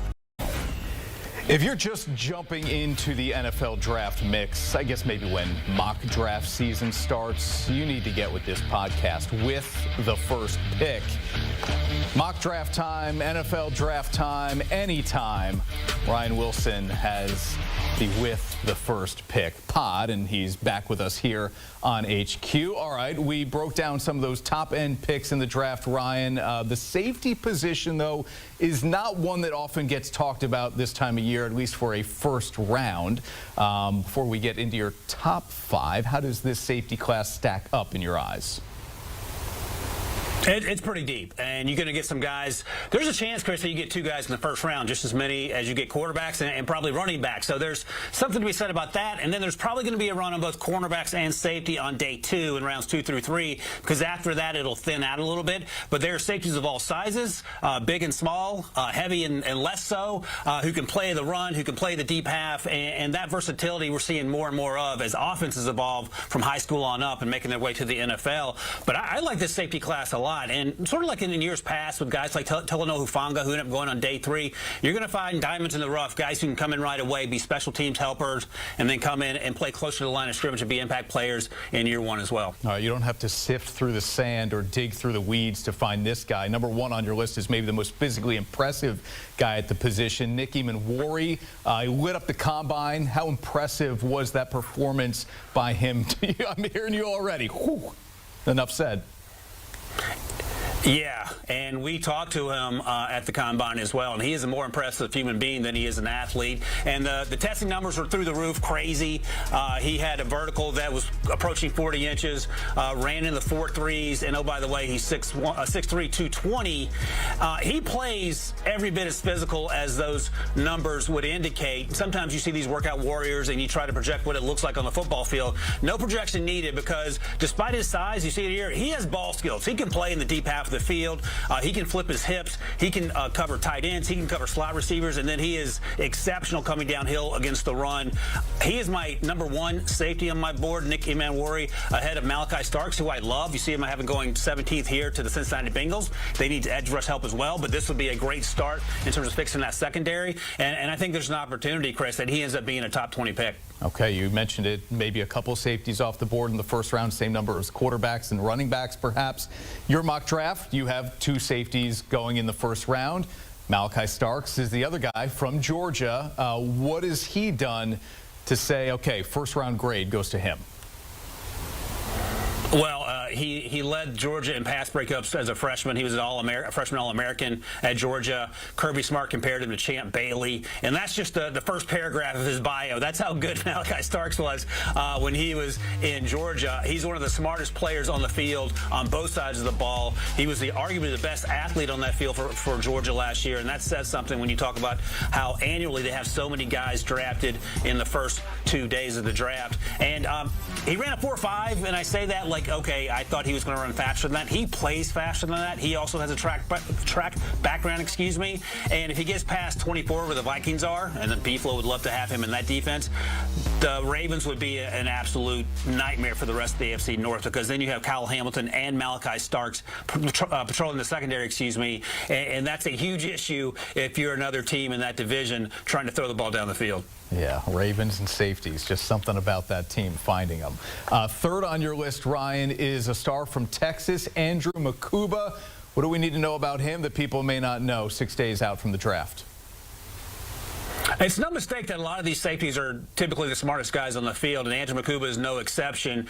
He plays primarily in the deep half of the field, but he can come downhill, and he is looking to pop somebody, and you can see the ball skills here, and he's only 186, and that's a concern in terms of playing that position where you're asked to support the run and you're asked to go up against tight ends. But you see the speed coming down here. He ran in the fours, and that speed shows up on tape. Here he is against Carson Beck, making an incredible play down the field. And if he were 10 pounds heavier, we might be having a first-round conversation about him, Chris, but I like him in round 2 all day long, and I think the incredible intellect, and the athleticism makes him an easy choice if you're looking for someone to be the captain of your defense in the second round. Those 5 interceptions in 2024, tied for most in the SEC.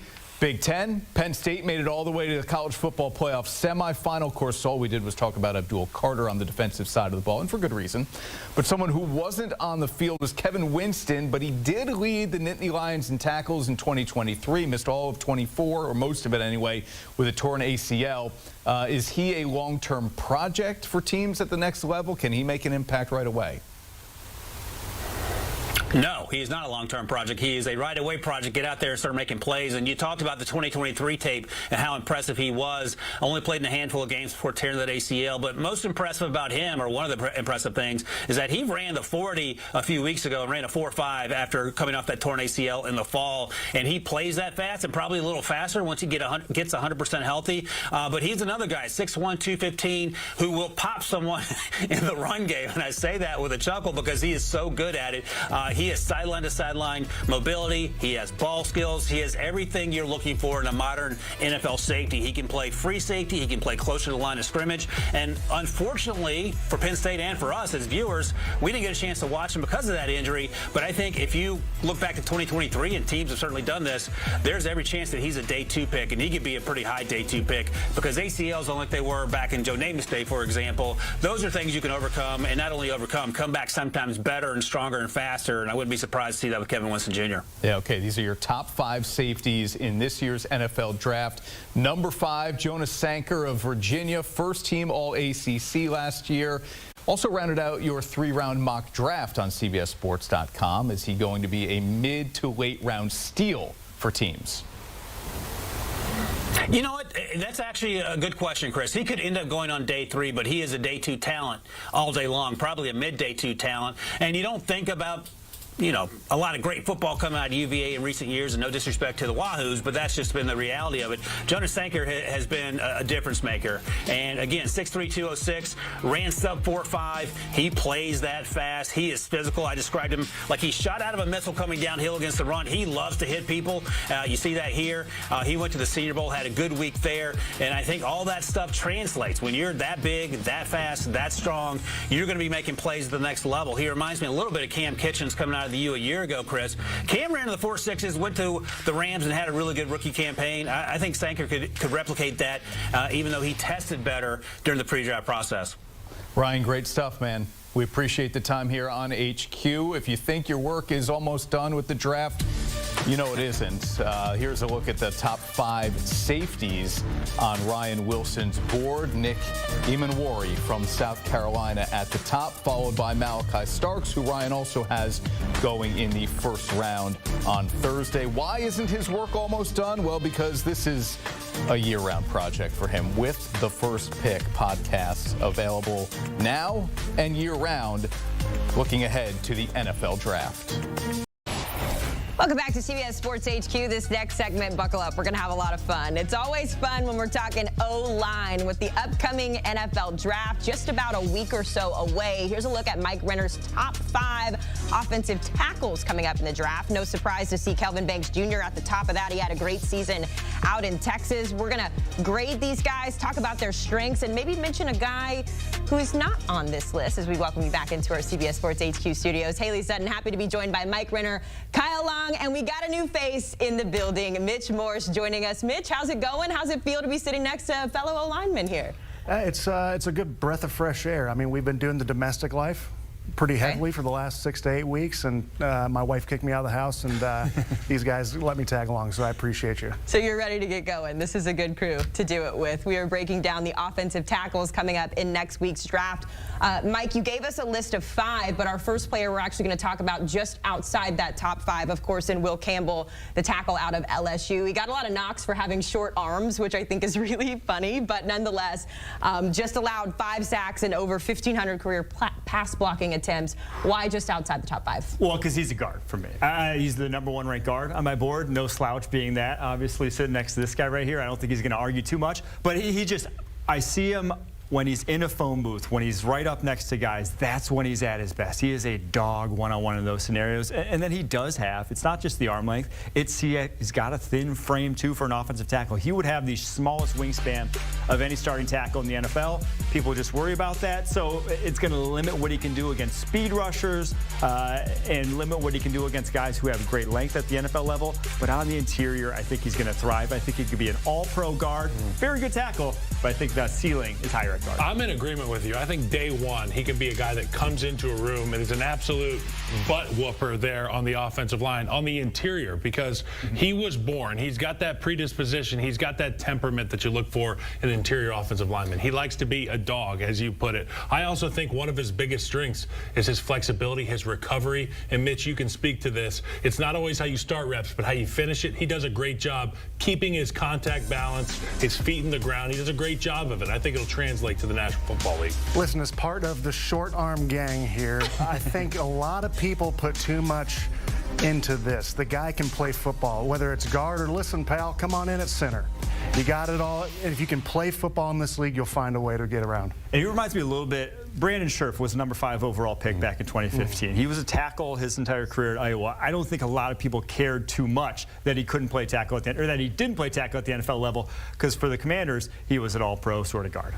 Will Campbell looking to be just the 2nd LSU offensive tackle to be taken in the 1st round since 1998, so it has certainly been a minute since they have seen someone go from LSU. Let's get into your list, though, here, Mike. We're going #5, another All-American tackle in Charles Grant out of William and Mary, a smaller school, but clearly he brings a big presence in your board here. Yeah, this guy is one of my favorite prospects in this entire draft class. Look at He's the smile, a too. riser here up my board. Should be up a lot of boards, but he didn't unfortunately get a good pre-draft process. He didn't get to go to the Senior Bowl, which would have helped his stock a lot. But when I watch his tape, I see all the traits necessary to be an elite pass blocking and run blocking offensive tackle at the NFL level. He's got great feet. He's got great hands. I love the way he can re-leverage when he's one-on-one. And this is a guy who showed up to William & Mary at 240 pounds. He only started playing football his junior year of high school. He was a wrestler. And I love those former wrestlers when you watch them on tape. Those are the sort of traits that I think can translate to the NFL. When I look at Charles Grant, I see elite level athleticism and mobility, and I think that translates immediately into the NFL. But I also think he comes with a heavy blow. When he does put his hip into somebody, when he does make that contact at the line of scrimmage, there's something behind it. And as interior offensive linemen, you and I can speak to some guys being big and strong, but they don't have the weight behind them. This guy, Charles Grant, he's just started to play football. He understands leverage. He understands how to throw his weight around. I would want the audience to not look at the school, but look at the player. The kid can play ball. And like you said, at the point of contact, he's using his weight. He's using his hips. That will correlate to this level. It's all about who he's paired with, what coaches will nurture that relationship. And it'll just be time on task in the NFL. I think he's got a bright future. Doesn't matter about where you come from. It's what you do at that next level, and that's what the scouts really care about. At #4, we are talking Josh Simmons, fresh off a national championship with Ohio State. So we know that he knows how to win. A little bit of position flex, though, when it comes to him, Mike. Yeah, if this guy could have finished the season healthy, he may very well be #1 on this list. But he obviously comes with a torn patellar tendon in his knee that he suffered against Oregon. But in those 6 games before that Oregon game, he allowed 1 pressure all season long. So an ascending player who, with a body type that's a little squattier, 6'4", he could kick on the interior too as well. If you have 2 starting tackles, he could start at guard and be a tackle of the future. So that versatility is going to do him well. He's just so talented. I think this guy, if you just get a clean bill of health on him, he should still be a top 15 pick. Yeah, the clean bill of health. That is the big red flag, obviously. But in my book, if all these guys were healthy, Josh Simmons included, he would be the best football player out of all these offensive linemen because he can play any number of positions. And with position versatility being so deep in this draft, it speaks volumes about what I think about Josh Simmons. I think he's a great athlete. If that patellar's good, he's going to be great. I think if you watch the film, you see functional strength. This guy can move in space. He can set the pass pro, and he's just an absolute football player. The more I watch him, I fell in love. I think he's a tremendous football player. Of course, health is going to be one of those stars on that scouting report. You invest in the guy, you nurture him, you nurture his health back, he's going to be a great football player. Mitch, just to follow up on that, when you have a player who, to Mike's point and to Kyle's point, could be the top tackle, the top offensive lineman in the draft, but you come in with sort of the reservations of dealing with injuries, what's the mentality for a guy like that? Well, yeah, coming in as a rookie is already a mental roller coaster. It's mental warfare. I think it might be an opportunity to settle in a bit, get to know the system, get to know the coaches, get to know the medical staff, strength staff, and then integrate yourself in the locker room, which is so important as a young player. Give him the time. He's going to be a tremendous athlete on the field. We saw it as well. Lowest pressure rate by any tackle with 100 or more pass blocking snaps last season at 0.7%. So clearly he can get it done. The point is, though, if he can stay healthy.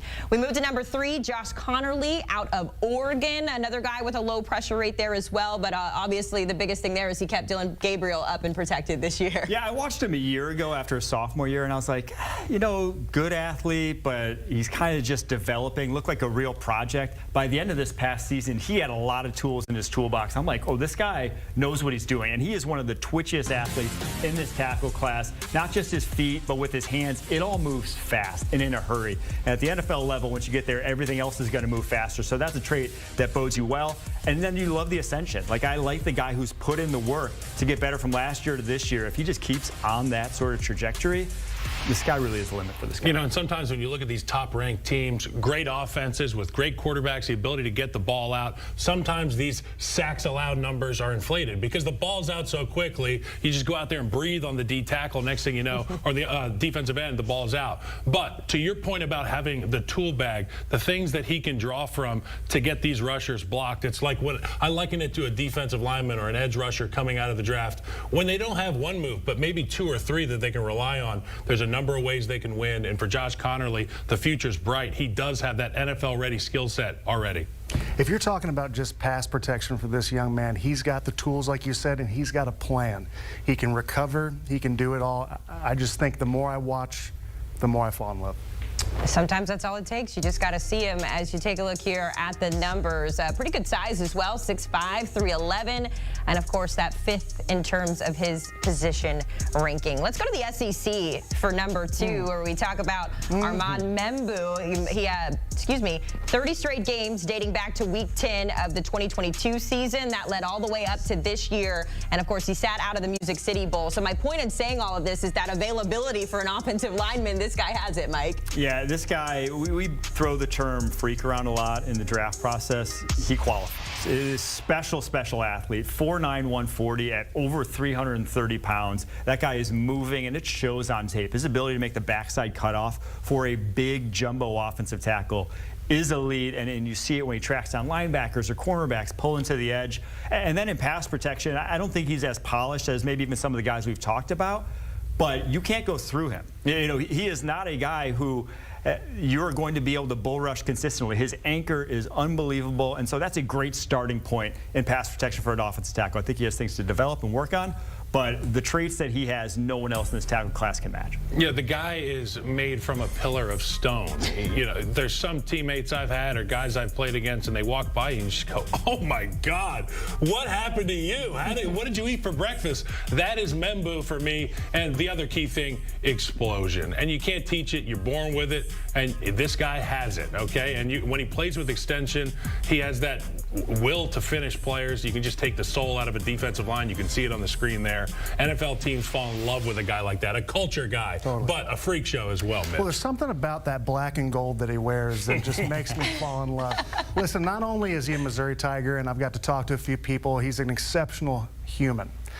Does that always correlate to good football? No, but that's something that you can carry with. And like you said, the guy, when he plays with extension, is a problem. He's a freak athlete, and he uses it on the field.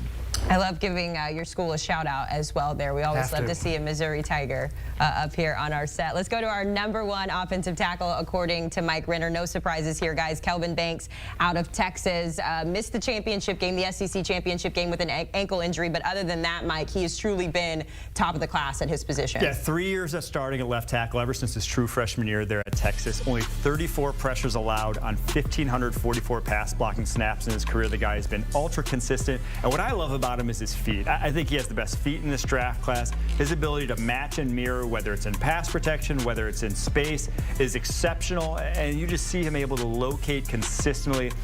Him out on screens, I love watching because his balance and ability to react on the move is just what it's supposed to look like. So I don't have it too dissimilar, right? The top of this class, I think all these guys that we've talked about, the top 4 especially, are all going to be very good offensive tackles.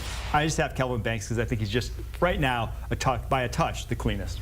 And you know what? You talked about him getting out in space and kind of falling in love with the athleticism, the ability to match and mirror in pass protection. The thing that stood out to me about Kelvin Banks, his ability to pull inside. And we saw a clip there on the little cut-up we had, and not a lot of tackles are willing or able to be able to get underneath, tackle in lockstep with your guard, and make plays in the gap scheme. Kelvin Banks can do that. He's physical at the point of attack, but he's got that athleticism you lauded. You watch the film, you see a man on the screen. This guy can play football. Much like what you both said, I was super surprised with how he moved in space. I think he, to your point, is rising, if not the #1 tackle in this class. What's your favorite quality about him when he's on the field? He is a mauler. He's a monster, but his feet are nimble. And I think if you can use that and marry those 2 or 3 traits together, you have something there. And well, that archetype is like Trent Williams, you know. Yeah. Great feet, dancing bear, monster, maul people. And to go back to like the Will Campbell shortest wingspan, Kelvin Banks has the longest wingspan of any tackle in this class, 7-foot wingspan. So when you have feet that can match and mirror, and then you have a 7-foot wingspan, that affords you just a lot of leeway in the pass game. All right, we'll have to see how it all shakes out. The NFL draft set to kick off next week, and you can get ready for it by locking into With the First Pick podcast. Latest episode tracking every team's biggest need with the draft just over a week away. Scan that QR code on your screen or listen wherever you get your podcasts. Abdul Carter's likely going to go top 3, maybe top 4. The Patriots hold that #4 selection right now, and he's visiting Mike Vrabel's team today. But the Browns and the Giants both picking ahead of the New England Patriots. So if they don't trade up, they might not have a chance to get him. Our Mike Renner has the Giants taking him at 3, along with, get this, 2 running backs in the first 100 picks. Quinshon Judkins out of Ohio State and Cam Skattebo out of Arizona State. What a crazy story that was last year in the playoff. Let's get Lige Douzable in here to talk edge rushers. You're going to rank your top 5, and it doesn't necessarily reflect our rankings at CBSSports.com, but at the very top, it's a no-brainer with Abdul Carter, right? Without a doubt. I mean, he is freakishly athletic. When you talk about a guy that has twitchiness and bendability, and when I say bendability, the ability to get on the edge and bend and not get washed past the quarterback. The thing that's so crazy about Abdul Carter, you get these comparisons about Michael Parsons because they both played off-ball linebacker, and then we saw Michael Parsons make that transition to the edge. Abdul Carter was dominant on the edge, and this was his first time playing on the edge. So a guy that can really jump out of his stance. He has the lower body strength to bend that edge and get to quarterbacks. And then I talked about the position flexibility. You can line him up anywhere on the line of scrimmage because we see what Michael Parsons does for the Cowboys. They line him up in that A-gap between the center and guard. And because he's so athletic and because he's so quick, he can beat centers and guards, and that's what Abdul Carter did at Penn State. You see it right there. Look at the different positions he's played. Going back to 2022 and 2023, then last year they moved him all around on the field because he has a skill set that is like none other. You're right, Haz. It's not even a close competition. He's the #1 edge guy in this class. And when you're looking at the odds to be the #1 overall pick, he is the second shortest favorite at 20-1, though it's likely going to be Cam Ward going to the Tennessee Titans. Your #2 ranked pass rusher, a guy that maybe not a lot of people know about because he played in the Sun Belt last season. but he was dominant. He led the nation with 17.5 sacks, and that's Mike Green. And an interesting thing, when you look at Mike Green, he just has a pro mindset. The way he approaches the game, he's almost like a chess player, the way he sets moves up. It all starts with speed on the edge. He has elite get-off, which puts offensive tackles in binds. Then he has the power in the strong lower half to go speed the power. And this player right here, this is what epitomizes him. He's an effort guy. You saw how he chased that running back down from the backside. Had the pleasure of calling one of Mike Green's games earlier this year. I sat down with his head coach, Charles Huff. He said, besides Mike Green, the only other player that went into this process and was humble and didn't change, that had the success that he had, was Saquon Barkley. Anytime you're put in the realm of Saquon Barkley, lets you know that you're a special player. He's going to help your team day one, not only in the pass rush game, but he's going to be a culture changer in the locker room and on the field. Lijay, I compared your list to the consensus list at CBSSports.com, and there were some similarities, obviously, but number 3 was the biggest difference here. And this is a guy who we barely had in our top 10 at CBSSports.com. Why do you believe Donovan Ezaraku out of Boston College is better than that? Yeah, we have to have a meeting about who's making this consensus list, because this guy is a straight baller. 16.5 sacks. Mike Green was the only guy that had more sacks than him.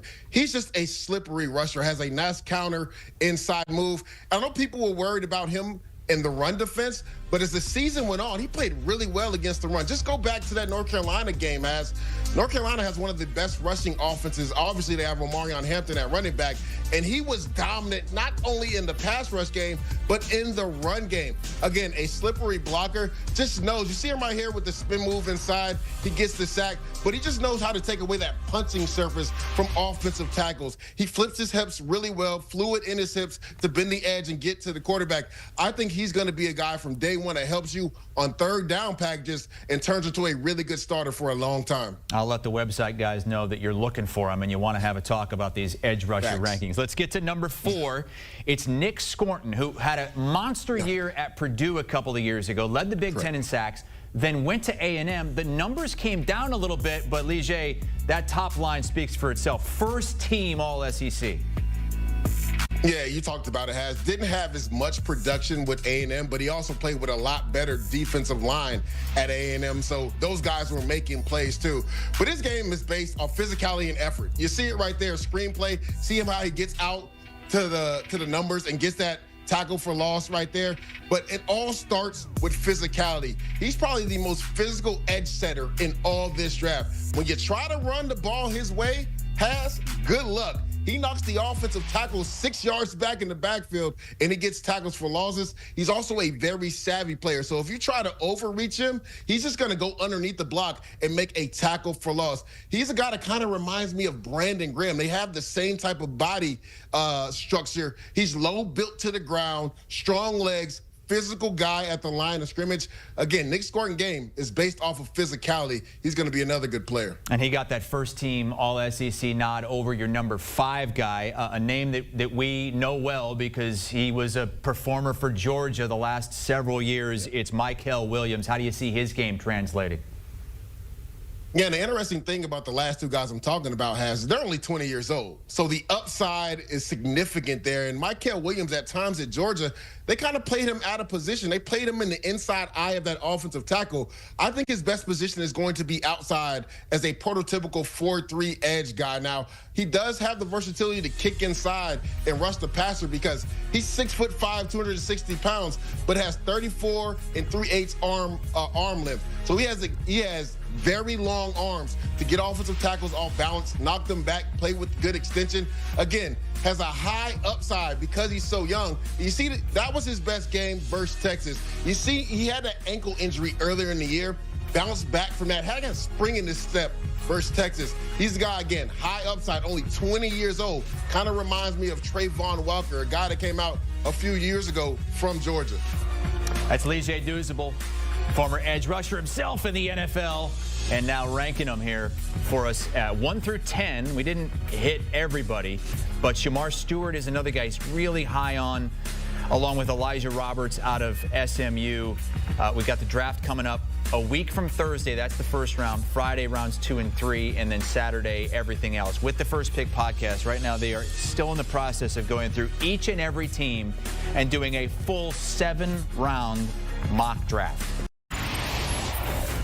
Back here on CBS Sports HQ, we are counting down the NFL draft, just a week away, and our guy, Emory Hunt, he is hard at work, working overtime because he is on the hunt for elite prospects. Not only Power 4, Power 5, but we know Emory does the hard work, and he's giving us his NFL draft position rankings, and we are starting with the linebacker ranks inside and outside. Emory, what's up? Always good to see you. Showing some Ragin' Cajuns love. Are you sure he's not just giving us the top 5 Ragin' Cajun? I don't believe so, Emory. I feel like we're doing the top 5 linebackers, but we'll see. You can take this wherever you want to go. Starting with number 1, who is it for you?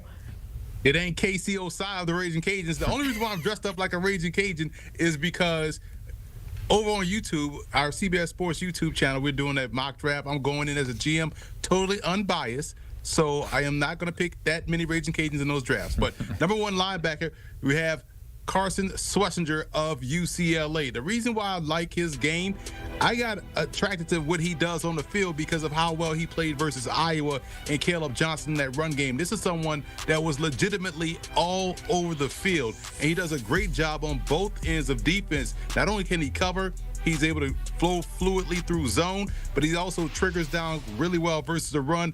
Outstanding linebacker. To me, had the cleanest tape of everyone in the class. Emory, he's multi-talented. He's going to go hop on YouTube and play GM. Thanks for clarifying the Ragin' Cajun gear. We're going to hop on there as well and watch you play GM there with the fellas. Let's go to number 2 because we have Jahad Campbell out of Alabama. What about his game sticks out to you? Just the sheer fluidity, how he can flow back and forth from the line of scrimmage to back in his deep third, just like I can flow back and forth through HQ to this YouTube channel for this mock draft that we got going on. But you talk about someone that started his career as an edge rusher, but then moved to inside backer. And when you have that crossover ability, it makes you more valuable. And we've seen him against LSU just be able to drop back from the point of attack, the line of scrimmage, get underneath the hook, the curl zone, and cover wide receivers, tight ends, and backs fluidly. So he has the ability to affect the game on all 3 downs. Ideally, he's probably going to go somewhere in the teens in the first round, but his tape was just as good, if not slightly better to some, than Carson Schlesinger. We're going to keep it in the SEC here, going from Bama to UGA, and now we're talking about Jalen Walker, who comes in at number 3 on your list. Where do you think you could see him, teams that are a potential fit? What makes him special, Emory? Well, it's fascinating because now we're talking about outside linebackers. It's funny because the first 2 guys I mentioned were inside backers that are not getting enough love in this draft class. And I have Jalen Walker as an outside linebacker, that old school Sam backer, because I feel like he can play all 3 positions. He can play the inside middle backer. He can also play the weak side with your run and chase guy, sideline to sideline. But as a Sam backer, he could blitz. And I think because of his acceleration and ability to blitz at the point of attack, and when he blitzes, he's looking to get to the quarterback. Some of these defensive players blitz for contact. They don't really want to make a play. He is blitzing to go destroy the quarterback and the ball carrier in the backfield because he can play all 3 spots, which is why you're starting to hear teams like the Raiders, maybe some teams like the Jets, looking at him and say, hey, this is someone versatile that we can use in all 3 facets of our defense. Walker, of course, leading Georgia with 11.5 sacks over the past 2 seasons. 2 more prospects to get to. Number 4 out of Ohio State, Cody Simon. What makes him so special in your eyes, Emory? The athleticism, it's so fluid, and this is someone that can also do a great job, not only in man coverage versus backs and also some tight ends and bigger wide receivers, but also can fit the run rather well. And that's mission number 1 for a linebacker, whether you play inside or outside. Can you fit the run? Can you make sure the run game is stymied at the line of scrimmage, at the point of attack? He can do that, and when he arrives to tackle somebody, he's doing so in a bad mood with bad intentions. So the zone coverage plays well in today's game. He is another one that you can leave out there on all 3 downs, which is why I have him in my top 5.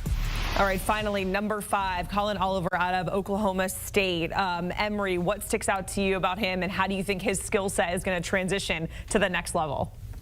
He was outstanding in 2023, missed the majority of this season, so you got to go back and study his 2023 tape. And when you look at what he does well, the acceleration from a dead stop to point A to point B, he can explode. And that shows up well when he blitzes, when he's chasing a run going away, so his pursuit skills are where it needs to be.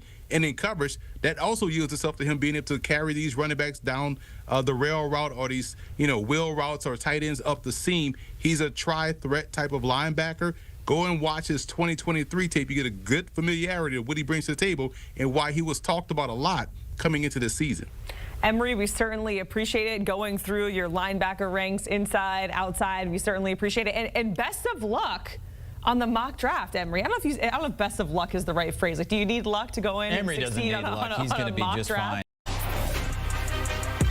All right, so the NFL draft is right around the corner, and our guy Ryan Wilson has done approximately, 250,000 mocks up until this point. So we're trying to switch it up a little bit, right? Instead of a mock, we were looking at Ryan's top interior offensive linemen in the upcoming NFL draft. Topping the list out of Alabama is Tyler Booker. We have Gray Zabel, Donovan Jackson that are rounding out the top three, and we're going to go through some of these guys with Ryan Wilson. The man himself, Ryan Wilson, joining us here on HQ. We're going to go through the top 5 on that list, Ryan, break everything down. We are starting with number 5, which is Wyatt Millam, a guy who played tackle last season but projected to be a starting guard at the next level. How do you foresee that transition happening for him in the NFL? Hey, Jacqueline, we're deep into the proceedings when we're talking interior offensive line, only 13 days to go to the draft. So let's talk about the guys that don't get a lot of love. And you talked about Wyatt Millam out of West Virginia, who's played tackle either left or right the last 4 years for the Mountaineers. But he's probably going to kick inside in part because of the short arms that we like to talk about this time of year. His arms are less than 33 inches if you're keeping score at home. But he's a solid player, solid as they come, has a ton of experience, has gone up against some of the best pass rushers coming into the draft and guys that still remain in college. And you like everything you see about him in terms of the physical measurements there when you move him to guard. And then, of course, the way he played at West Virginia. And I had him going to the Kansas City Chiefs in round 2, my 3-round mock draft that came out last week. That feels like a good fit because they need to bolster that offensive line. And with Millam, you get a guy who can play guard on day one and who can give you a little swing tackle possibility on game day. So I like him to go in round 2, and he is my interior offensive lineman, number 5. Yeah, the 2024 Big 12 Offensive Lineman of the Year. Now we got to get to number 4, Tate Ratledge, and it's a guy who has a superb mullet mustache combo, Ryan. So does the play match the eliteness of the mullet mustache? Yeah, absolutely. And I don't know if kids even say this anymore, but it feels like a chef's kiss when you see that mugshot there. That is fantastic. That guy screams guard at the next level. And he reminds me a lot of Landon Dickerson coming out of Alabama. He's 6'6", so he's a huge presence in the middle of that defense. He only, quote-unquote, weighs 308. He plays much stronger than that at the point of the attack. He's so incredibly solid. He did battle injuries last year for Georgia, and they certainly missed him when he wasn't on the field. But he is good against both the run and the pass. And I had him going to the Seattle Seahawks in round 2 of that 3-round mock draft that I talked about. They need help on the interior. He feels like a day one guy that you can plug in right away and expect him to be a high-level player for the next 6, 7, 8 years. So coming in at number 3, Donovan Jackson. I know we kind of talked about this with Millam as well, but this is a guy here who could be moved around on the O-line as well, Ryan. Yeah, and he was forced into playing left tackle last year for Ohio State when Josh Simmons went down in that Oregon game. Josh Simmons, his teammate, the transfer from San Diego State, is going to be a first-round pick. Donovan Jackson has a realistic chance of being a first-round pick, too, primarily for what he did at left guard, but he played at an extremely high level at left tackle on a championship team. His first game at left tackle, by the way, as a starter, Jacqueline, was against some guy named Abdul Carter, and I talked to Donovan about it at the Combine. He goes, yeah, that didn't go as well as I thought, but after that, I thought it was pretty good, and he was exceptional at left tackle. So again, he gives you that versatility. If you see there, if you peep the arm length at 33.5 inches, that checks the box if you want him to play at tackle. But he's a day one guard. He is absolutely physical at the point of attack. He is great in pass protection. So again, he may slip out of the first round just because there may be a run on some defensive guys. But if you told me he went top 32, I would be all for that. All right, we're down to the top 2, and coming in at number 2, you have Gray Zabel, and this is somebody who it's coming from a smaller school when, it's all relative. We're talking about the Ohio States and the Alabamas in the UGAs, a smaller school compared to that. But how much did his showing at the Senior Bowl really boost his draft stock, Ryan? Yeah, no, he's not a power 4 guy. He's an FCS guy. Again, he's a power 4 guy in the mustache game, Jacqueline. And again, we talked to him at the Combine, and he is all business. He is all about football. And you mentioned the Senior Bowl. He played left tackle for North Dakota State last year, and he stood out in that Colorado game that they almost won. But when he got to the Senior Bowl, he was dominant, and not at tackle, but they moved him to guard and center. He had looked like he'd been playing there the entirety of his life. And I love the idea of him going to the Detroit Lions here at pick 28. He feels like a Dan Campbell guy. He feels like a Brad Holmes/Chris Spielman guy. And again, a day one starter based on what he's capable of doing. If you need him at tackle, he can certainly do that. But day one on the interior based on how well he performed down in Mobile, Alabama. So, Ryan, we want to bring in a side-by-side comp here with Cody Mock because I feel like he has a little bit of a ways to go, gray that is, in terms of the hair. But, man, these NDSU guys, like just an elite vibe coming out of there, Ryan. Hey, Jacqueline, this is before and after the apocalypse. That's what the mugshots look like for those guys. And Cody Mock is awesome. Like, he is such a fun guy. We talked to him at the Combine a few years ago. Again, a second-round pick. He struggled with the quote-unquote short arm syndrome. He's been fantastic for the Buccaneers as an interior offensive lineman. And you're right. He played tackle at North Dakota State. They moved him inside, and it was a seamless transition for him. And I expect the same from Gray Zabel. Now all Gray has to do is grow his Thor hair out, and he'll be ready to go. Yeah, mustache check, Thor hair, that's coming up next. Ryan, we're finally at number 1. Of course, that is Tyler Booker. A lot of mocks, including your very latest one, have him going to the Cowboys, which of course makes a whole lot of sense. But what makes him number 1 on your list of interior offensive linemen? He's dominant. He's dominant in every phase, Jacqueline. And he's not only my favorite interior offensive lineman, he's one of my favorite players. And he might be one of the best offensive linemen in this draft class when it's all said and done. Again, we talked to him at the Combine, and one of the things he said, and cover years for this, he gave Rick Spielman, our buddy, some credit because Rick worked with the Alabama kids for helping him get on track. I said, please don't tell anyone that. Just take all the credit yourself because you're out there doing the work. And look, he ran a 5.38 at the Combine, and that's gotten some people's attention, and not in a good way. Don't overthink it. You take him at pick 12 with the Dallas Cowboys. You take him in the top 15 if you need an interior offensive lineman, and he will be your guy for the next decade. He's been dominant at the highest level in the SEC, and I think that's going to be an easy transition for him once he gets to the NFL. And again, I think he's a top 10 pick, top 15 at worst, and we'll see how it plays out for him. But I think it's going to be a situation where if you pass on him, in a few years you might look back and wonder why you did that, because he's going to be really good. Ryan, we cannot let Rick Spielman know that there were compliments going out about him. That's going to ruin the whole shtick there with you guys. Ryan, we certainly appreciate it going through your top interior offensive linemen in the upcoming drafts as we look ahead to the drafts out in Green Bay, Wisconsin at the end of the month. The conversation continues with Ryan Wilson on the With the First Pick podcast, CBS Sports NFL Draft podcast that goes on all year. You can download, follow, listen wherever you listen to your favorite pods, or you can watch right now by scanning that QR code on your screen.